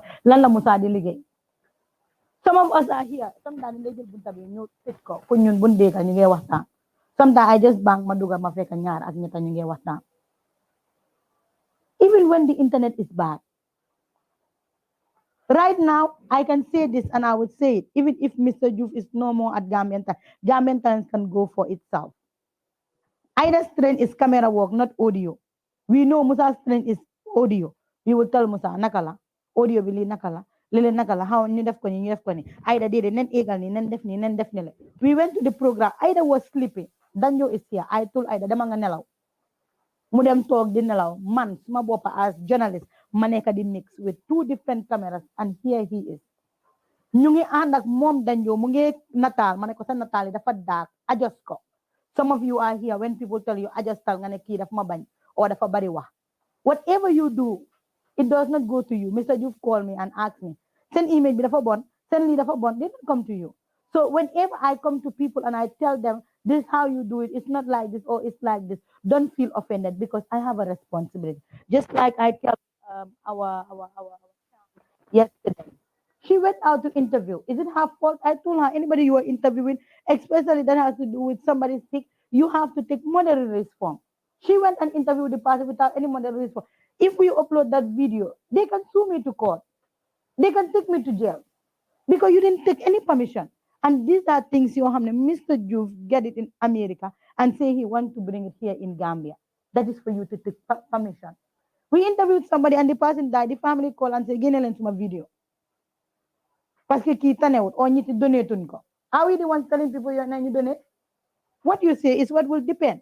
So some of you are here. If somebody is Well, talking to you, we can start summarizing Fatu, but what you all just right. said, I just had a call yesterday, a few weeks ago, the day Tobaski Day. You guys must have seen the story I published about the guy that is in jail in America. The guy that is in jail, Exactly. and asking for donation for him. Yesterday he called. His wife put me on three-way, and he's requesting, because we've already have some GoFundMe for him. They are requesting that the post be put down, and I told them that's not how it works. And guess what? They had to sign a model release form before I published that story, and they are asking for me to take down the story now. So just to piggyback on what you just said, the importance of that model release form and everything else. So you can start summarizing. Like I said, we can open the floor since we only have 2 hours to have this meeting. All right, thank you, Mr. Juve. Just to summarize, I want to just appeal to everybody. If Fatu or any manager come to you and tell you the way you do A or B, it's not as a result of being bad. It's not as a result of complaining. We could just sit and then we keep quiet and we will not talk. But if we are talking, it's because we want to maintain our position. If we are talking, it's because we know what you are doing is not good. We want to give you suggestions. We want to give you ideas. And like Mr. Juve said yesterday, because of that program that we did, Bintu Sinata is my weakness. Ask her. When I was outside to interview my party, other media house came to me. And the next minute, what did they say? They said, because of me and my institution, that is the reason why they came there.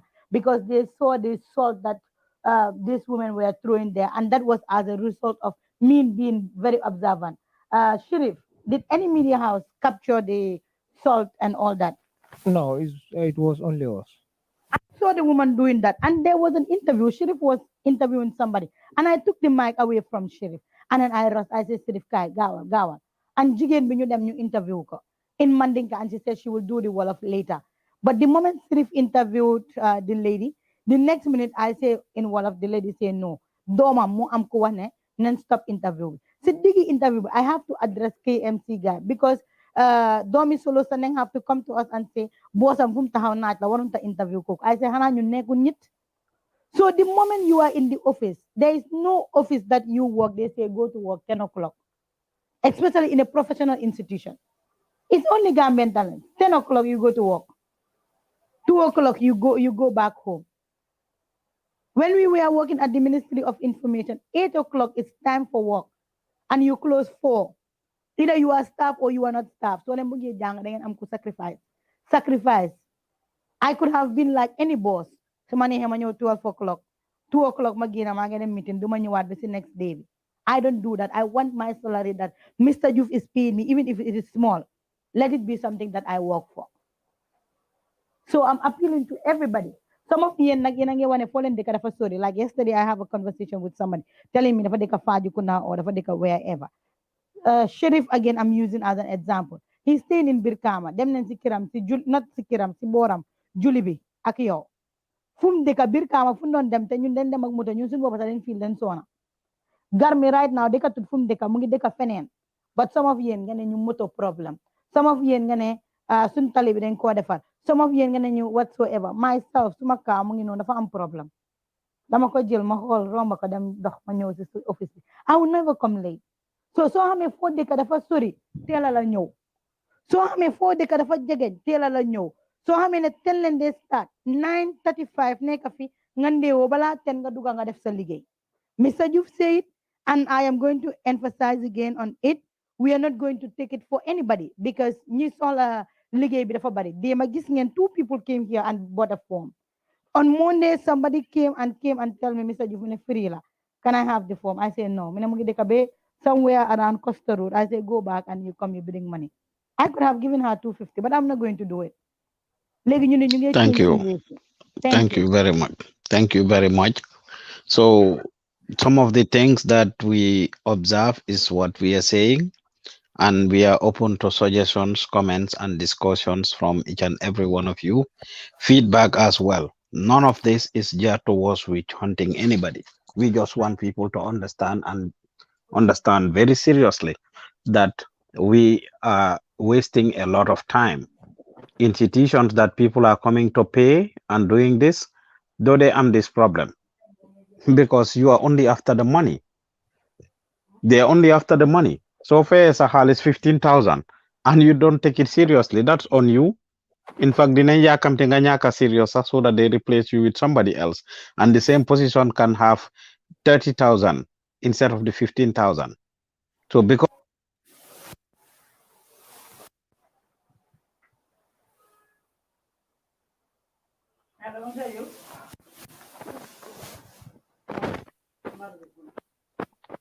hello,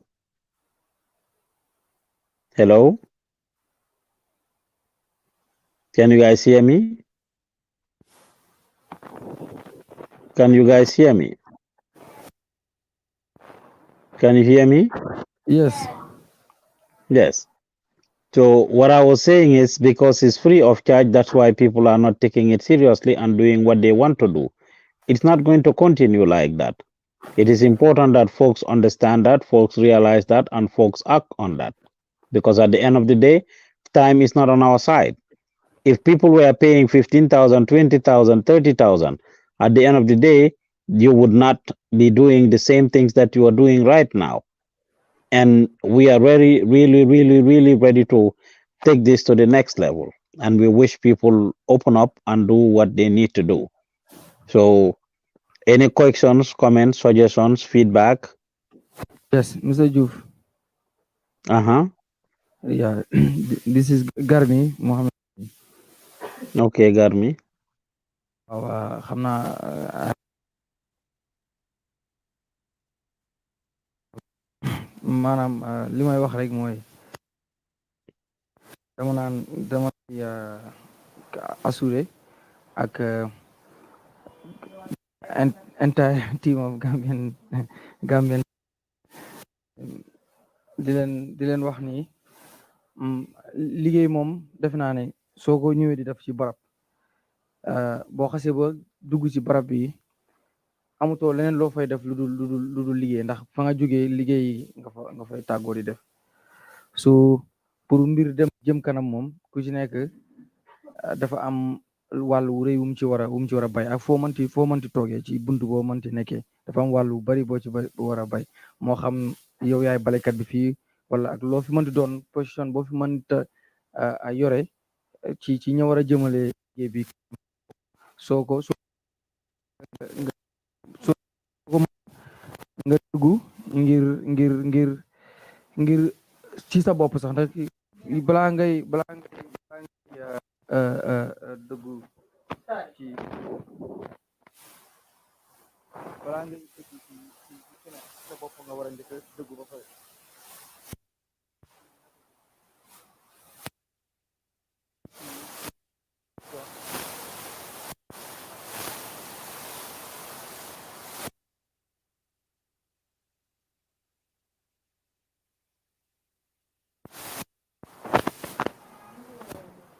ok ok d'accord waaw loolu comment am daal loolu la ngir ku ci nekk daal gën a pare muy man ak ñëpp ak nit ñëpp ndax respect moom dafa nekk loo xam ne moom dafa war a réciproque looy jox nit ki la mu delloo la ko ak fu mu mënti doon fa nga nit boo xoolee fi famille damay insister ci loolu dañ bàyyi famille suñu kër famille boobu tamit da nga am ay mag am rakk que da ngay bañ sa rakk mu manqué la respect maa yow it sa rakk jooju da nga respect bu mat sëkk après nag loolu mooy daal di wéy ku ci ay andiwaat fii rek mooy que topp si sunu ay mane ne ne maanaam am na ñu leen mais aussi nit ki nangu li nga xam ne mooy leadership ndax yonent bañ ko bari woon nañu ko magoon ca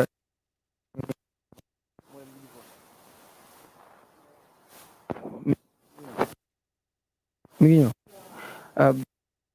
ko yónni ba fa woon si askanam bari woon na ñu ko fa mag teewul tamit nag am na ñu ko fay xeex loolu tamit da nga koy andiwaat ci ñi nga xam ne ñoo di manager si ak na moom am kenn koo xam ne nekk nga foo xam ne duñ la ci yow dara loolu moom am ko mën a am ina ni ñu koy waxee unanimité loolu waaw loolu moom kenn mënu ko am si àdduna mais aussi def sa liggéey def lu ñu war su ko defee Gambian Talents bu jëmee kanam defe naa ne li wolof di wax ki nga xam ne daf doon raam di la wax bu fekkee dem na ba am taxi et que mën na laa yóbbaale ndax koo xam ne ba muy mi ngi tal nu mu lay boxee di la yóbbu kon su demee ba am oto so loolu laay wax di ko wax sama bopp even from me ak tamit nit ku dul juum amul nit ku dul juum amul nit ku dul mis amul loolu moom tey def loo xam ne ni at least dinañ ma adresse but after loolu ñu génn ci yooyu and then sharing ideas ñu respect people's opinion loolu def naa ne tamit loolu lu am solo la maanaam ma far sama di wax parce que opinion la ma jox moom it mu respect ñëpp ba dina la neex si moom mooy dina la déglu nga waxu li nga ko bëgg a wax même su si àndul dina la ko waxee ci façon boo paree ci loolu sax ci boobu ngay génn ci so nekk nag li ngay wax na nga ko mën bu fi diggee te mënoo ko amul kenn ku fi moom kenn ñëpp ñoo yem tax amul kenn ku gàddu sa wërsëg nit ki bilif boobu moom faaw ngeen am ko wax dëgg fee nga ne Gambian Talents rek la jaaj si Mr Diouf di ko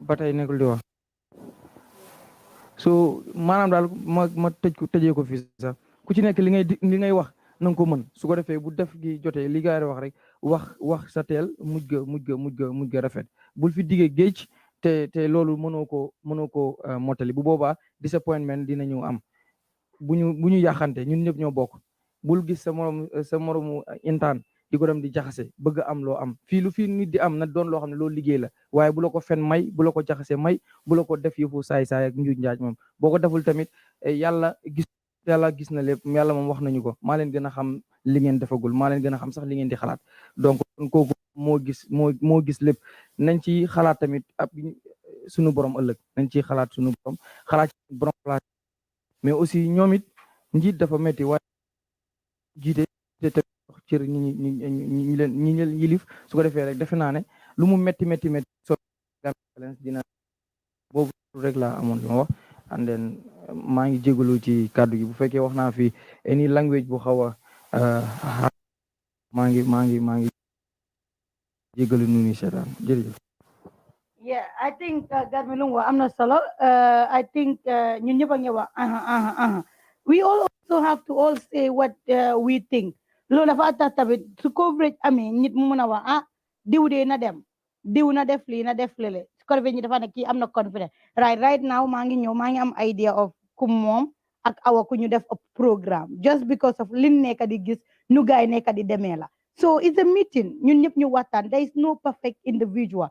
Every day I have feedback from Mr. Ju. I also have feedback for him. I also have feedback for all of us. So Garmi Wana, everybody must talk. Assalamu alaikum. Good afternoon to all of you. Ntewe men fola wolom nakuma kan dala bekala advice lati kata until interns anin panang nyaton call na manager sa foko follow mba follow manager leko is a simunyo ni sawarota because kake nyaton koti among easy ya family so hana wadu ni kata nyaton koti wala ala ke nyaton koti mol nyato fesi munyoni sawarota ye te sito fanan keje because ama easy pour ka mo lead ama easy fam pour ka be on mara soko hanama dingol so ni ale ke nyaton koti yanda ka sawarota je baka flanjam fanan del mel yalon ko be kato ke kan pour ka fen soto pour sim fauna fano sin dimbal na fano on sim bamal na fano sim famal na fa safo dal be ba kata kan tonya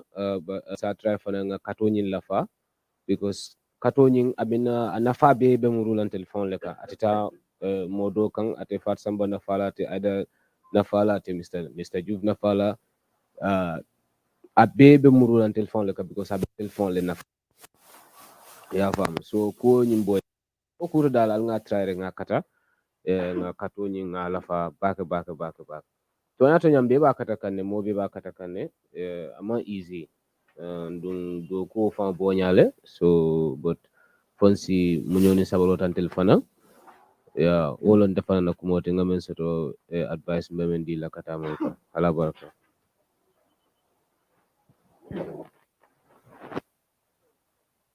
Assalamu alaikum. Okay, Hazali Jara.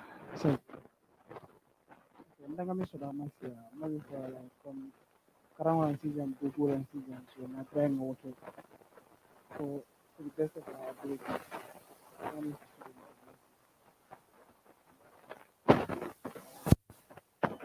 Yes, Mr. Hussein was speaking. What I have to say is we should be honest and committed. And also, if we are ready to be part of the institution, we must abide by the rules and regulation and live the free care attitude. Yeah, Mr. Yu. Yeah, what I want to say is for us to work together. Whatever we have to do, we make it as teamwork. Thank you.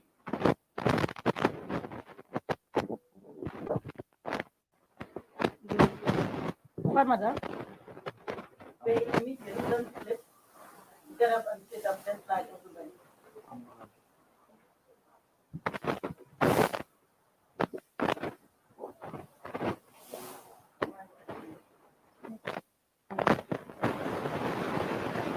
Good morning, everyone.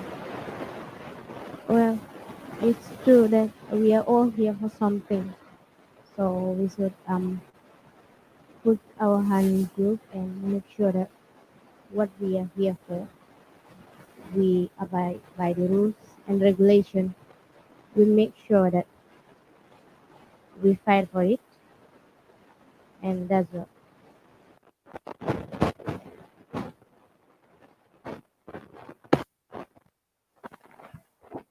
lu ma bëgg a wax mooy comme ñun ñëpp a fi eb so ku nekk advice bu ma am daal first one bi mu nekk ku nekk daal a try nga capitalize si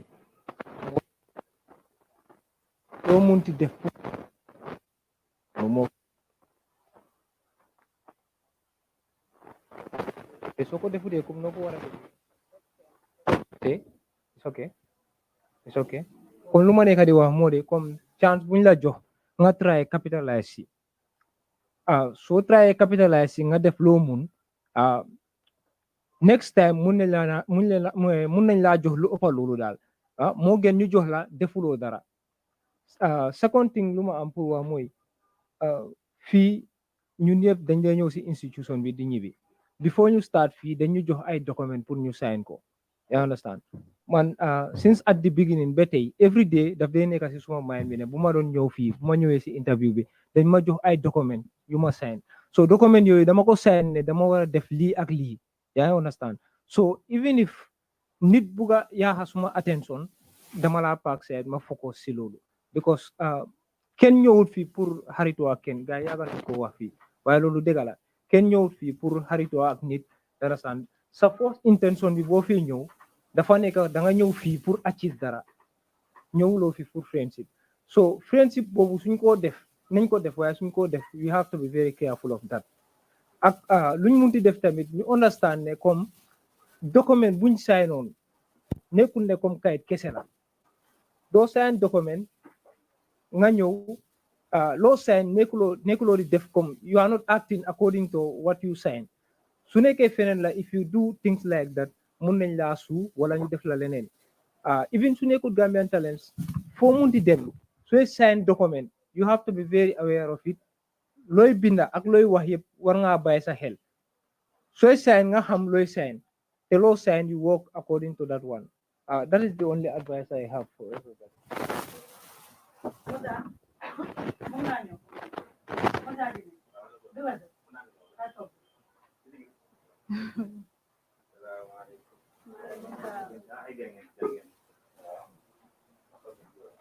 Okay, assalamualaikum Mr. Diouf man la Awa Sow.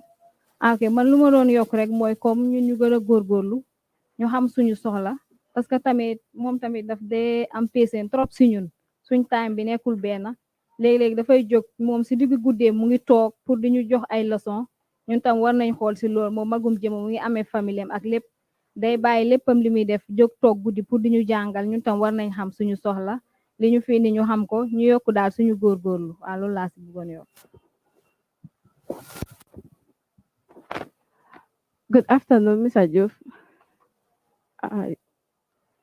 School was speaking. What I have, like we have to respect each other, respect each opinion.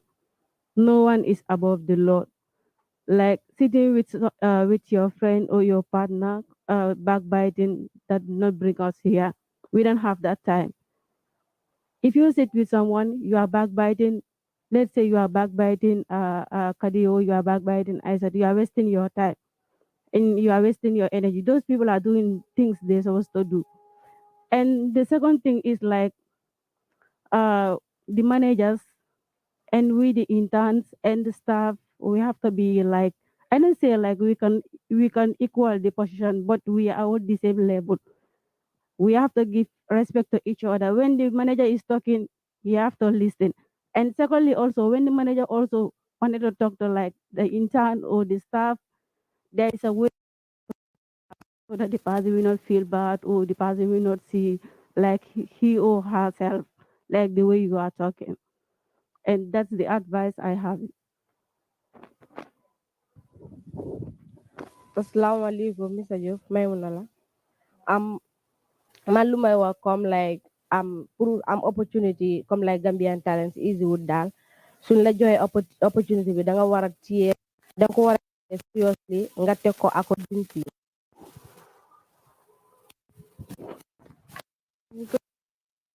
It's our man lu ma am pour wax moo nekk dañ war a muñ daal comme ñun as interns yi dañ war a muñ comme ni ko Fa Samba dee waxee rek soo fogee ne journalism dafa easy yaa ngeen nax sa boppa people like me bu ma doon ñëw nekk journalism dama fogoon ne like it's all about wax rek na nga am loo wax rek nga génn si biti wax ko and it's over te loo fekka tamit comme soo waxee ne yow Gambian Talents dafa naxare nga ne yaa ngi dem tam beneen media house comme ni ko Fa Samba dee waxee media house yëpp dee na la like fii gënuta easy fen is the same job that we are all doing so dañu war a muñante rek ñu remember ne some of us balaa ñu doon ñëw fii nii like defoon nañ lu nekk pour Gambian Talents ñu jël ñu because it was our dream pour ñu nekk ay journalist ak ay videographers suñu nekk nii tey te buñ fi doon ñëw tam we have little or no knowledge about what we are doing now ñun ñu bëri buñ doon ñëw suma maas yi man first day ma ñëw fi fasama bu ma waxee taalal computer bi I was like xaw ma naka lañ ko dee taalee I couldn't do it. Why? Thanks to Gambian Talents, léegi mun naa taal computer at least léegi am na yenn yoo xam ne mënuma ko woon te léegi maa ngi jéem léegi di ko def léegi so dañu war a utilize opportunity boobu noonu ba pare tam ñu muñ tamit ñu xam ne jàng moo ñu fi indi daal jàng moo ñu fi indi te dañu war a jàng rek ñu dem because yeneen media house soo fa demee sax duñu am chance pour ñu jàngal la te lépp lu ñooy nekk di laajte rek moo nekk experience lu nekk 1 month 1 year experience ak yu si tegu te gars duñu la dee opportunity boobu noonu pour nga jàng ak ñoom so if we have this opportunity we should just take good use of it we should make good use of it.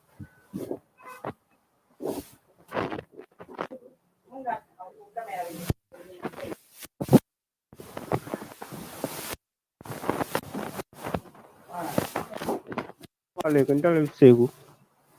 Nama mi soto ka fo walen ko karawlentol be sija and secondly no ita sonna minna kana ke dola no ke tay no albe tata kayro kono secondly ni moy ko mo foye jandi batala nen gisola atra yala ko mo ko to jiwe no I mean foye fa sense ne ga fama sense ne then sina diam. Good afternoon to you all. I don't have much to say because all my colleagues have elaborated everything I need to say. The least I want to say is let's willing to learn and always trying to communicate to the managers every time. Thank you all.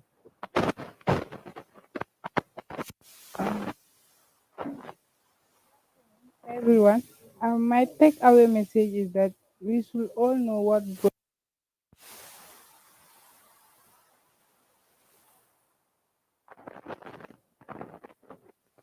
Yeah. Good afternoon, everyone. My takeaway message is that we should all know what brought us here and we should be disciplined as well. Thank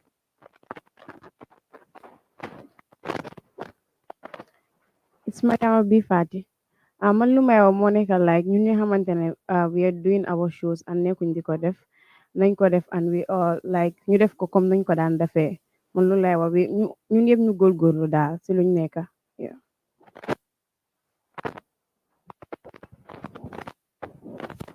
Hello, Bana.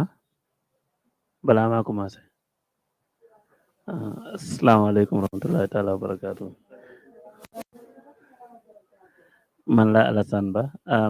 Lu ma bëggoon a wax tuuti la rek te bariwul mooy nit ku nekk soo jàppee ne because aduna lenn moo fi nekk nit ku nekk soo jàppee ne yaay keneen ki soo noppa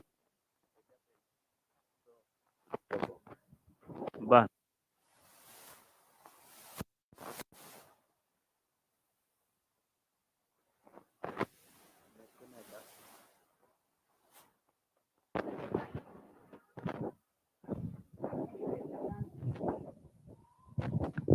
Hello.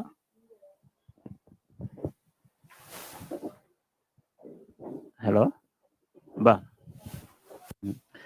aduna lenn rek moo fi nekk mooy nit ku nekk Can you take me off the screen and put them on the full screen? Take me off the screen. Yes, exactly. Man la Alassane Ba.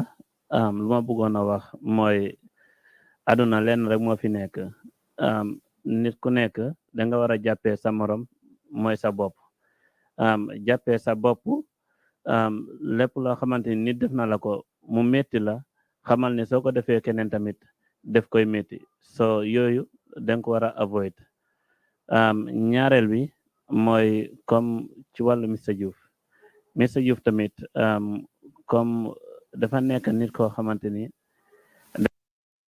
lu tax ma ko because man bu ma demee si obbi Mr Diouf every night daf ñu doon call te xam ngeen ne fale America easy wut mu bàyyi léppam call ñu xool lan si lan lañ nekka ndax ñu ngi lekk bu doy ndax ñu ngi lii nii te loolu bariwut boss yoo xamante ni ñu ngi koy def si seen lifin yi si seen taalibe yi because man am na foo xamante ni jaar naa fa te ñaareel bi tamit mooy wàllu lii bi wàllu skill bi because fépp foo xamante ni dem nga fa bëgg fa drop application suñ la woowee danañ la laaj job skill nag am nga ko soo ko amut ñu drop la te ñëpp mënuñoo bokk mënuñoo am skill bi fekkee jàngaluñ leen ko fokk am foo liggéey nga mën a am skill bi nga mën a xam liggéey boobu noonu waaye what about su nekkee ne lu ne dañ ne fay la lu ne ñu ne fay la te nit ñi seen doole yemut Mr Diouf nag loolu la gis bëgga pour jàppale nit ñi because xam nañ ni doole yemuñ because moom fu mu jógee mooy Farafeñ xam naa situation bu fa nekk man tamit obri laa jógee xam naa situation bu fa nekk moo tax mu ñëw am technique bi ni joxe ko ngir jàppale youth si ngir ñoom tamit ñu am better future si seen life so loolu laa bëggoon a wax daal di apprécier bu baax a baax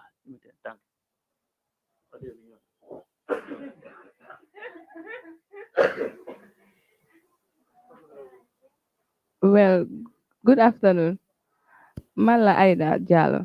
Man ama dara lu may because danaka la ben mo na musa ba andi faru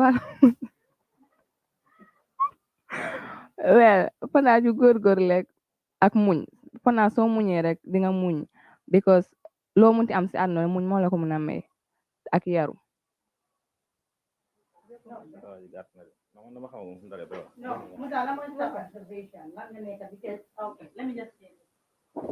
démba ñu ngi doon am meeting ñeena si ñun ñun manager si and Musa Jine turam bokk na si tur yi nga xam ne mention nen ko and loolu ñun ñëpp a agree ne Musa Jine nekkul staff waaye mag la kilifa la mu ngi am bitikam mu ngi am jabarami and mu ngi busy lool te benn show la fi am moo nekk every Wednesday benn thing rek la war a def waaye xam ngeen ne du dee def loolu rek tey jii mu ngi ñëw fii moo ko fi indi kan moo ma mun a wax ah day ne ku ñu sa ko fi indi sa paral show ngoon la meeting déedéet Musa Jine du dee attend meeting lamba déedéet Musa Jine mi ne Serigne Touba dafa am lu gaay xewle tey moo tax mu kool ma mi ne ma ndax ma ñëw ku jël caméraman ma ànd ak ñoom mënoon naa xam loolu mu nekk waa Serigne Touba te ñëwut inil ñu ko some of us dañoo am dara lu xew si suñ koñi or whatsoever duñ even bother ku ñëw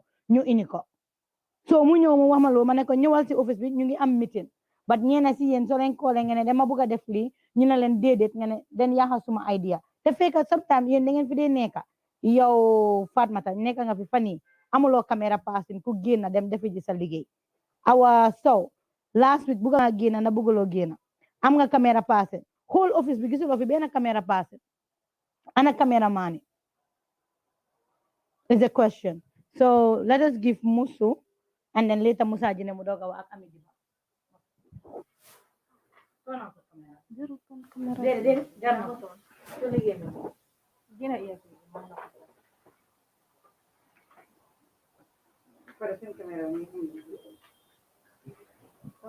suma baat bi jëm caméra caaja mu Musu waxam caaja mu génn waaw comme nekk bi ñëw nekk caaja caméra ngeeña waa comme mu nge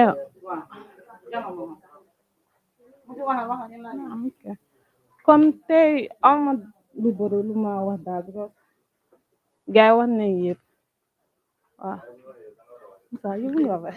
Musu loolu amut anywhere gaay wax nañ doo gaay duñ yow doo gaay ku nekk ci yow nga waa lu ma buga yokka si gaay luñ wax mooy comme like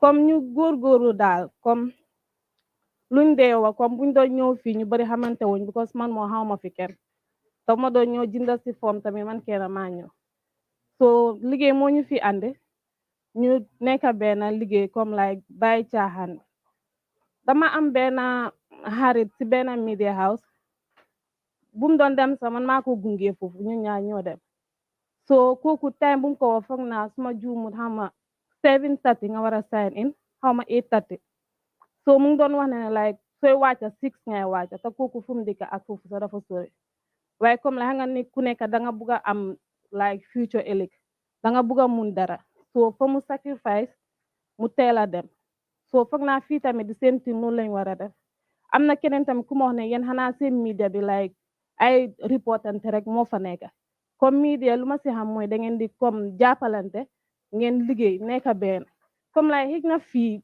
doo bugga loo am like xëj na si xaalis wala yaa ngay dem di ñëw doo loo am daal nekkul lu sakan waaye foog naa loo nekk di jàng tamit loolu ëllëg mun na laa dimbale because ñu bari dañ dee jógee fu sori du ñëw liggéey si waaw ak beneen bi mooy comme like si manager si foog naa comme soo nekkee kilifa daal nga yore ay xale because xëj na ñeneen ñoo leen fi mag tamit nga yore ay xale comme like yeneen da nga war a bàyyi wàññi comme ree bu bari bi soo bëggee nit ñi xam ne da nga serious. Yeah, go ahead. You can feel free to talk, Musu. You're learning. waa léegi comme dam dee gis ne dangaa wax nit digga sa kuku fas kanamam bi nga dem toppa ko di ko neexal soo bëggee nit xam ne comme like yaa ngi serious wax ko digga bi even su fekkee ne dafa mer waaye nga wax ko digga bi moo gën comme nit di la gis ngay dem neexal kuku di ko wax ne yow su ma la waxee nii ngay mer su ma la waxee kooku soxlaa moo ko fi andi nekku yow sa soxla moo ko fi andi so loolu rek laa am lu may wax daal. Musu understand ne nga ne comme ku nit ki mere nga dem di ko neexal foofu loolu di nekk neexal danga ko explainal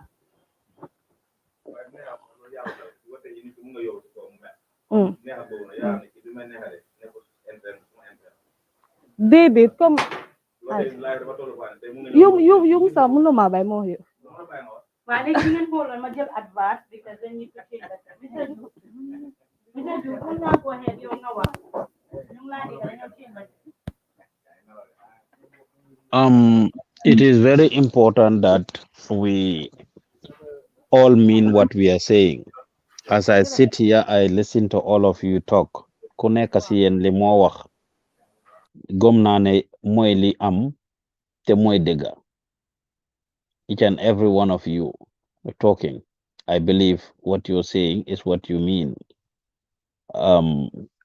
Anyway, I think their battery ran down, and then we didn't put this out there just for the heck of it. Are you back? Yeah, we are back. Yes. Musu, Mr. Diouf, Uh-huh. I think Musu said something important. She said one of her friends say Hanaga mentally yen report rek ngeen de nekkee foofu. I think I want to make this clear. We are the only media house bu dee am meeting. Wow. Bu dee am meeting ñu def meeting bi public musuma gis any colleague bu ma xam each media house boo xalaat ci Gambie am naa fa friend soo demee QTV Aliou Cissé suma personal xarit la dañuy seeti wante and everything Omar Wali suma xarit la Sadio suma xarit la nga dem si media house bu mel ni Teranga FM ku ko moom suma xarit la suma best friend la man la moo ooyee best friend nga dem neka la Star FM Sara suma xarit la seen caméraman yi seen manager si ñoom ñëpp suma xarit leen waaye meetings ñu bari duñ ko dee faral di ko am sometimes man ñi dafay bëgg a ñëw ku meet ak man like tey dama am soxla bu ma war a dem lijjanti dama dem ba si yoon bi Mr Diouf mu koolum ne dellu waatal dañoo am meeting am na yu bari nit mu ngi koo wax xëj na yow yaa tax mu wax ko o yow ak sa manager su ko defee soo demee nga mun a oo sa manager nga ne ok nañ jàng si lii xëj na dañoo yuxu nit fekk yéen wax ngeen ko dañoo try ñu improve on that but nañ ñiti dañ dee even xam lan la seen staff bi di dee def soo déggee ñiti ñu xam suñ problème is because ñun ñoo dee def meeting bi live and the same time tam ñeena yi si yéen a dee génn ngeen dem ngeen wax with ñun maay noonu soo musu am jekkale am na loo fàtte nga ne keroog maa ngi doon wax fii like luñ dee wax ne Adam moo dee def lii Adam moo dee def lii am na ku jógee si office bi fii wax Adam ne man maa ngi doon wax turam si biir meeting bi so comme like ay mbiri boole wante loolu andi wuñu fi dañ fi ñëw pour jaaga foogu ma ne comme like man su may joo Adam dinaa mun a toog live nit ñi di ma dégga may joo Adam because xam naa ne nekk ma di wax dara lu bon si Adam waxuma ne Adam munut lii wala Adam lii la def luñ dee def loo Adam ne Adam yaa def Adam mun na lii waxuma ne sa Adam moo def lii nit ñi ñun dee ñoo dee wax Adam ne yow noo dee def moo ma dee neex noo dee caméra moo ma dee neex loolu rek laa wax soo pare xam nga office bi comme la jigéen ñi fuñ bëri foo wax bu sew du fa dee ñaaka because fii xaaf yi yëpp jigéen la jigéen ñi ñoo fi gën a bëri soo wax bu sew bi moom du ñàkk waaye comme lay sooy wax nga xam tamit looy wax because fii dama gis na ne soo toogee di wax wala di xara moo ko sax di jóg xamal ne nit dina fi jógee di ko dem wax keneen because man tooguma ak ay nit di joo Adam bu ma ko doon wax meeting bi live la te nit ñi maa dégga soo foog naa loolu tamit gars dañ ko war a bàyyi xel torop sooy wax tamit nga xam looy wax balaa nit di ko dem jotal waaw naka musu foog naa Mr Diouf maybe dina bëgg a dugga sa si loolu mu wax but foog naa we are not surprised and ñun ñëpp xam neen fenkat bu nekk si office all of us yeah because lii I'm glad it is coming from Musu I'm very glad mu ngi jógee si intern and I'm very proud ne Musu wax na lii because kuy joo nit di ko wax si meeting kuy joo nit dafa ñëw ba si ñun mu wax ko te Musu lu moo wax man maa wax Adam ne I love your work man maa wax loolu te fa naa Mr Diouf educate na Musu xit na Musu xamutoon loolu lu tax ñu koo wax su nit di def liggéey foog naa danjo si Saturday bi dem nañ si programme yi prince bi li nga film neexut ma dama dem ma ne ko li nga film neexut ma mu ajos ko ma ñëw ma ne ko imaginal moom góor la ah imaginal rek ne moom góor la ma ñëw ma ne ko no danjo I'm very very proud of you no yow star nga yow jàmbaar nga loolu daf dee yokk ñet doole hello yeah I I think heard it's what you said, all right so and Mr. Jum it's just allow me I'm thinking okay. sin mic ko daanam okay Mr. Jum mu ngi dégg fa naa seen earpiece la kon yeah so I'm thinking some of us are here dundee def dara lu dul fen sorry to say somebody came to us and told us si intansi this I'm saying si intansi ñu ñëw ñu ne ñun Gambian Talents benn si suñ staff bi kooku mu ngi am dara ñu defaral kooku ba mu baax waaye kenn si intansi mu ngi am dara kooku defaluñ ko ba mu baax will you George Fatou Samba ak Aida kan la Mr. Diouf war a gën a toppatoo su amee alalam ah Aida lu tax muy toppatoo Aida kan mooy boosi Aida everywhere fu ne joxe salary ku senior kooku leen dee gën a jox so some of us are here musun ta liggéey si office some of us are here musun ta xam any official setting and then dee bugga di George di bugga di yóbbu wax gis nga yóbbukati wax at the end of the day di nga dem ba ñu teg la ay tiisante te suñ la tegee tiisante doo musa dem us as manager suñ toogee si office bi ñu ngi we discuss all of you ku foog ne mu ngi génn mu ngi nettali or whatsoever nga fa ne si yow la des ñun xam neen especially man I don't go out and sit and ask anybody any question but wax daf ma di fekk ba si suma noppay imaginal musulum wax te fana Mr. Diouf wax na ko fani Ami Diba moo dee film dama dem ma ne Ami Diba fii ku fay liggéey wanal gaay naka la liggéey bi di demee man dama dee toog Aida mu ngi toog man maa ngi toog Mr. Diouf mi ne Aida yaay jàmbaar bi li nga fee liggéey kenn liggéeyut ko and it's true why should I feel bad man dama dee toog Aida mu toog ma ne Musa ne man yow yaay suma star te every day I say it in the entire office Musa mooy suma star some of yéen foog ngeen ne man dama dee xuloo yak Aida man dama dee jàppante Aida ba ma ko def nii su ko defee Mr. Diouf mi ne lan la ma ne ko dañoo xeex fu mu nekk nii bàyyi ñu rek su ko defee ñu dugg si biir office bi ñu xuloo ñun ñaar ba mu saf su paree mi ne excuse ma I'm sorry can I do this or can I do that liggéey bu nekk am na yoon su nit Okay. waxee dara feel nga ne it's not right demal nga wax ko nit ki waaye dem di yóbbul loolu Adam is no more at the office why should Adam know nothing about our office so bàyyi leen Anyway, xel li ñu naa wax because kooku anyway, dafa feel offended dafa koolaat musu mu defante musu fekk yow nga ne ko bu ko kenn yëg bu ko kenn wax soo paree yow sa boppa doo filaat popular si office bi how ma feneen de waaye fii doo fi feel popular because ñun we cannot go with a liar and I say it all the time some people say man maay fenkati Mr. Diouf every day ma dégg loolu every day I hear that and I will continue to be Mr. Diouf fenkat because loolu mooy suma liggéey okay, let me say this, and we will wrap up the meeting soon. now Come, it remaining Ami Diba came yes, Nemako Herek. It is very important that we all understand what I am saying. Fee, nobody is a kid here. Nobody is a kid. In as much as you are all probably 18, 19, 20 in your early or late 20s, none of you is a kid. Your age mates around the world are backing up degrees, are innovating and creating things. So it's not impossible for you guys to do the same thing. But what is not going to happen is to continue to be babysitting you. Dañ leen nekk di babysit. And college education, jàngi mag is not babysitting. Dañ la junja rek e ka silo la yitee la tuuma ifango yake. Some of you are going to college.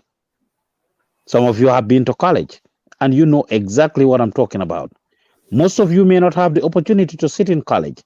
High school lulu M, where the teacher sits down, give you notes, ñu jox la ay books yu bari ngay li jangi mag keba karango ifango le kata ñini ika silo le yite la drong dañ la junja rek jox la few things, the rest you go take care of it.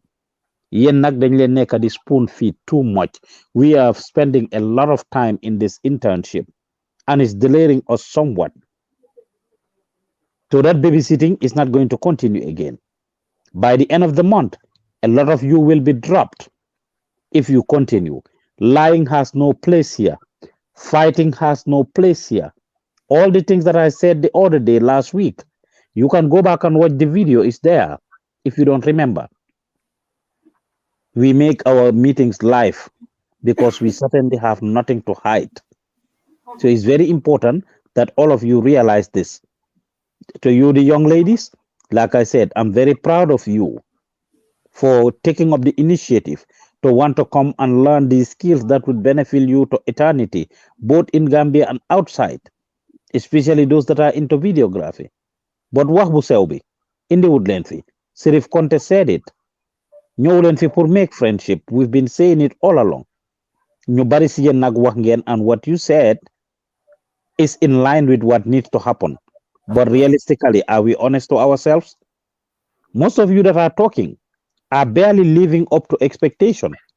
With all due respect, ñi wax si yéen ñu bari, you are barely living up to expectation. You all know what you have said and our encounters with you when you apply for this internship and the commitments you made. We made it very clear that this requires flexibility. It requires availability. It requires you creating the time.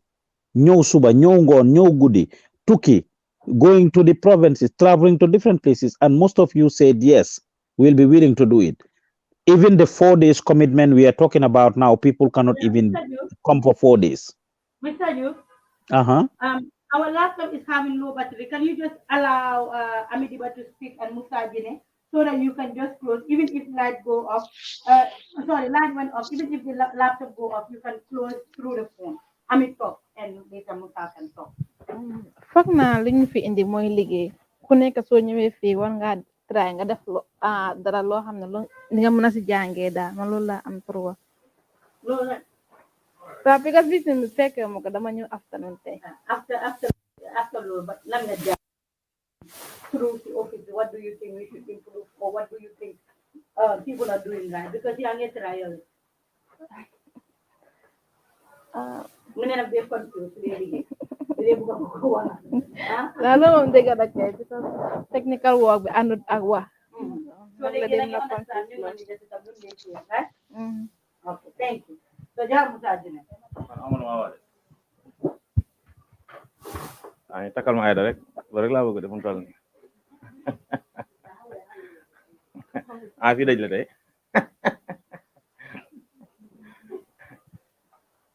waaye moo ma jël caméra waaye nga fay lamp bi dégg nga maa leen di nuyee ñëpp di leen ñaanal jàmm di ñaan sunu borom bi subhanahu wa taala yal na yàlla defal jàmm ndax jàmm rek moo am solo defe naa ne tey ji ñun ñëpp ñu ngi woon biir Gambie waaye xamante ñu woon Gambian Talents TV moo tax ñu xamante te fii ku fi ñëw yaa fi indi sa bopp amul kenn koo xam ne dañ laa dukkat indi la ku ñëw rek yaa indi sa bopp fii nii li taxoon nga ñëw fi nag fexeel nga góorgóorlu te képp koo xam ne tamit yaa ngi bàyyi fii di dem fexeel nga rafetal ndaxte adduna kenn dëkkul fenn adduna bi sax ñun dëkkuñ fi yàlla daf ñu fa indi dañuy delluwaat Gambian Talents bi képp koo xam ne indi nga sa bopp fii nii ëllëg bu nga xamee ne sa chance jeex na fi booy dem fexeel lépp rafet loolu rek moo am solo kon nañu góorgóorlu kenn ku nekk liggéey bi nga nekk nga fonk ko jàpp ne sa bopp ngay liggéeyal yaa ngi dégg adduna nag dafa am xam ne boo fa tolloo comme ñun ñëpp dama koy wax sama bopp wax ko keneen ak keneen Gambie fii ku kenn xamul kenn soxlawul la waaye buñ la xamee soxla la man defe naa balaa maa ñëw fii am na fu ma jaaroon ba ma demee am naa sama fulaay bopp bi ma demee ko def ne ma demal dinaa la kool waaye di ma bàyyi ko fa ba léegi koolu ma ko koolul ma seenu ma ko teg si lijjantu ma ak moom waaye bi ñu déggee ne maa ngi Gambian Talents bi because ñoom tam ñu ngi bàyyi xel ba démb am na ñëw sama place billaay walaay talaay waaye am naa fulaay du ma leen faale ndaxte man maa xam ne ma bëgg maa xam ne woon fii man bu ñu mën a jox fi every day $100 boobu dafa may doy ba keroog ma fiy doyal di dem amul kenn koo xam ne daf may ñëw pour jënd sama ngor ñëw ne Musa Jine gis naa li ngay liggéey neex na ma kaay ma def la lii ndax loolu boo ko defee duñ la respect doomu aadama fi ngay dem fexeel nga yóbbu sa bopp buñ la jëlee wasalaam buñ la jëloo nga am fulaay fa nga nekk nga góorgóorlu fa kenn ku nekk li nga nekk nga gëm ko defe naa Gambie fu mu toll nii bëri na ay média bëri na ay nangam waaye tey jii ñu bëri ñi ngi bëgg liggéeykat lan moo tax ñu soxla ñi nga xam ne ñoo nekk fi xam ne ni ñu fi nekk mën nañ dara waaye su ngeen mënutoon dara kenn du leen soxla da ngaa dem fëgg buntu jàmbur kenn du la faale kon nañu góorgóorlu ñu yaatal xol yi xam ne ñun ñoo fi nekk ñiy rafetal xam ne adduna amul solo kenn ku nekk jàppal ne Gambian Talents TV mooy sa télé lépp loo xam ne gis nga ne lu ko yokk la fexeel nga yokk ko because man jamono bi maa ñëw fi defe naa ñaari programme laa fi doon def muy news bi ak Sapala Show bi because news bi sax boo gisee ma xal ko arrêté neexuma waaye dama ko doon def fii nii su ma ñëwee dama des sonn because yéen xam ngeen man jànguma bu mooy olof bi may wax ne amul leen lu ma dégg news boobu noonu balaa ma ko bind damay dem ci commune ñi nga xam ne ñoo dégg anglais ñoo may dimbale ma di ko ri dajale ko ba pare bind ko waaye damay ñëw fi sontaan su ma ko defee pour ñu edit ko pour ñu eyaa ko daf day jël time dama dee call fii nii dama dee call ba sonn ndax eyaa ngeen ko sometimes def naa fi foo news yoo xam ne nii dugaluñ ko ba complet naa ko passam mu ne ma kan la waaye du ma wax naan diw moo dugal ndax kenn ku nekk fii war na xam lu mu war a liggéey tey ji ki nga xam ne dafa war a def news su ko defee rek ñi nga xam ne ñoo war a edit buñ toog sax ñi xaar ñu ne leen kaale nga edit ko war nañ ko def ñu dugal ko loolu moo tax tey ji ma bàyyi ko waaye bi ma ko bàyyi tamit créé naa duggaat ci làmb ji ak yeneen xam nga te programme boo xam ne nii alaaw nañ ma may nañ ma man damaa dem ma lijjanti loolu noonu kon nañu góorgóorlu booloo doon benn salaamaaleykum wa rahmatulah wa barakatuh. Thank you. Thank you, Musa. I appreciate. Thank you. Fana Musa jine lu wa make na sense. So yéen ñëpp soo ñëwee ñun ñëpp ñu liggéey together. Du Musa toog newsam du am ku ko edit. Du Musa toog du am ku ko filmal newsam. Waaye dafa ñëw you sit si entire office bi doo gis single person. And the other thing moo nekk some of ñun cameraman yi suñ demee ñun ñëw caméra bi dañ ko dee jël ñu teg ko noonu duñ ko even plug ko charge démba ML mu ngi nii dafa waroon a génn ñetti batterie all low batterie ML damaa wax dëgg na damay fen yëpp low batterie dangaa ñëw nga fekk caméra yi ñu ndaw yi ñu dem outside ñu lii because Canon yi benn manager du ko dee use waaye suñ ñëwee nga gis ñi dafa yaakamti dem bina bi sax ku nga bina si book bi ne edit na project A man lu ma xam any project bu ma def su ma ñëwee dinaa make sure ñu eya ko but 2 o'clock dafa ne picc borom mi ne la maa ngi daw dama ñibbi du nangoo copy project bi why let me just wrap up, Fatu, and that is exactly Fofula Emon.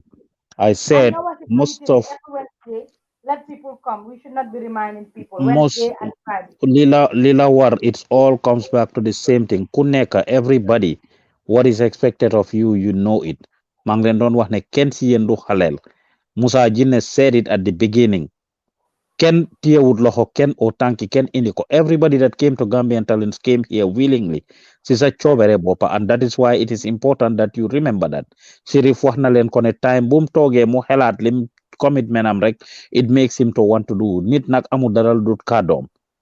When Musa Jinne was coming here, as he rightly said, the same day I gave him a platform, the same day, first day boom def platform, he had sent me something. Places that he's been to. Dohbe Trubudas. And they would not give him an opportunity. The same day, those people contacted him and wanted him to go. They told him not to sign a contract. Man, bobu sign a going contractor. Lolo amna Musa Jinne wala amut. Ñu ne ko bul sign contract, bul sign ak Pa Usman contract. Kai. And these are places he went to, people he's been following. And they did not value him.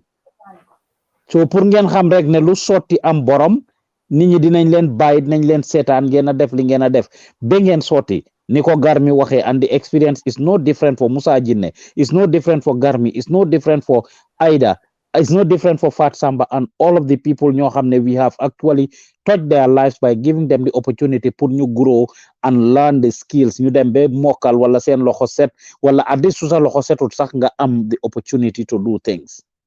So Ken si yen nak du fi xale and you brought yourselves here. What you are saying, gom leen ko. Most of you are barely available. In fact, Samba's deliberation wax na ko ne when she called, most of you people are not even available. Su ngeen feebare or du ngeen ñëw, you don't call anybody.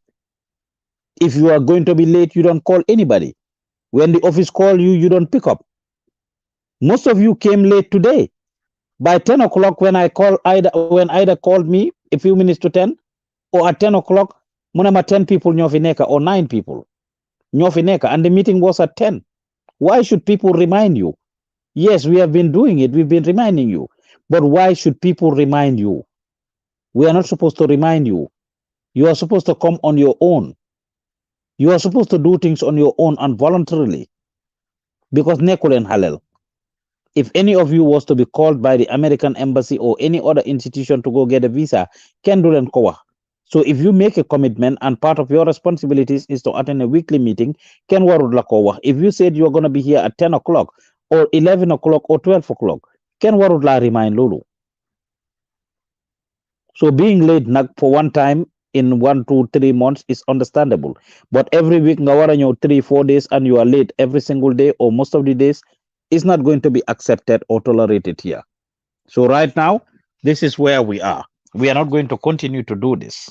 We are going to leave it at that. At the end of the day, we are not going to be babysitting people. By the end of the month, whoever is not serious, you have no place at Gambian Talents. Period. Whoever is not serious, you have no place here. You're serious with 3 people, 4 people. We remain with those people. We stick with those people. We empower those people. We train those people. We build the capacity of those people and enhance their potentials. And then you feel like they have other opportunities. They can go there.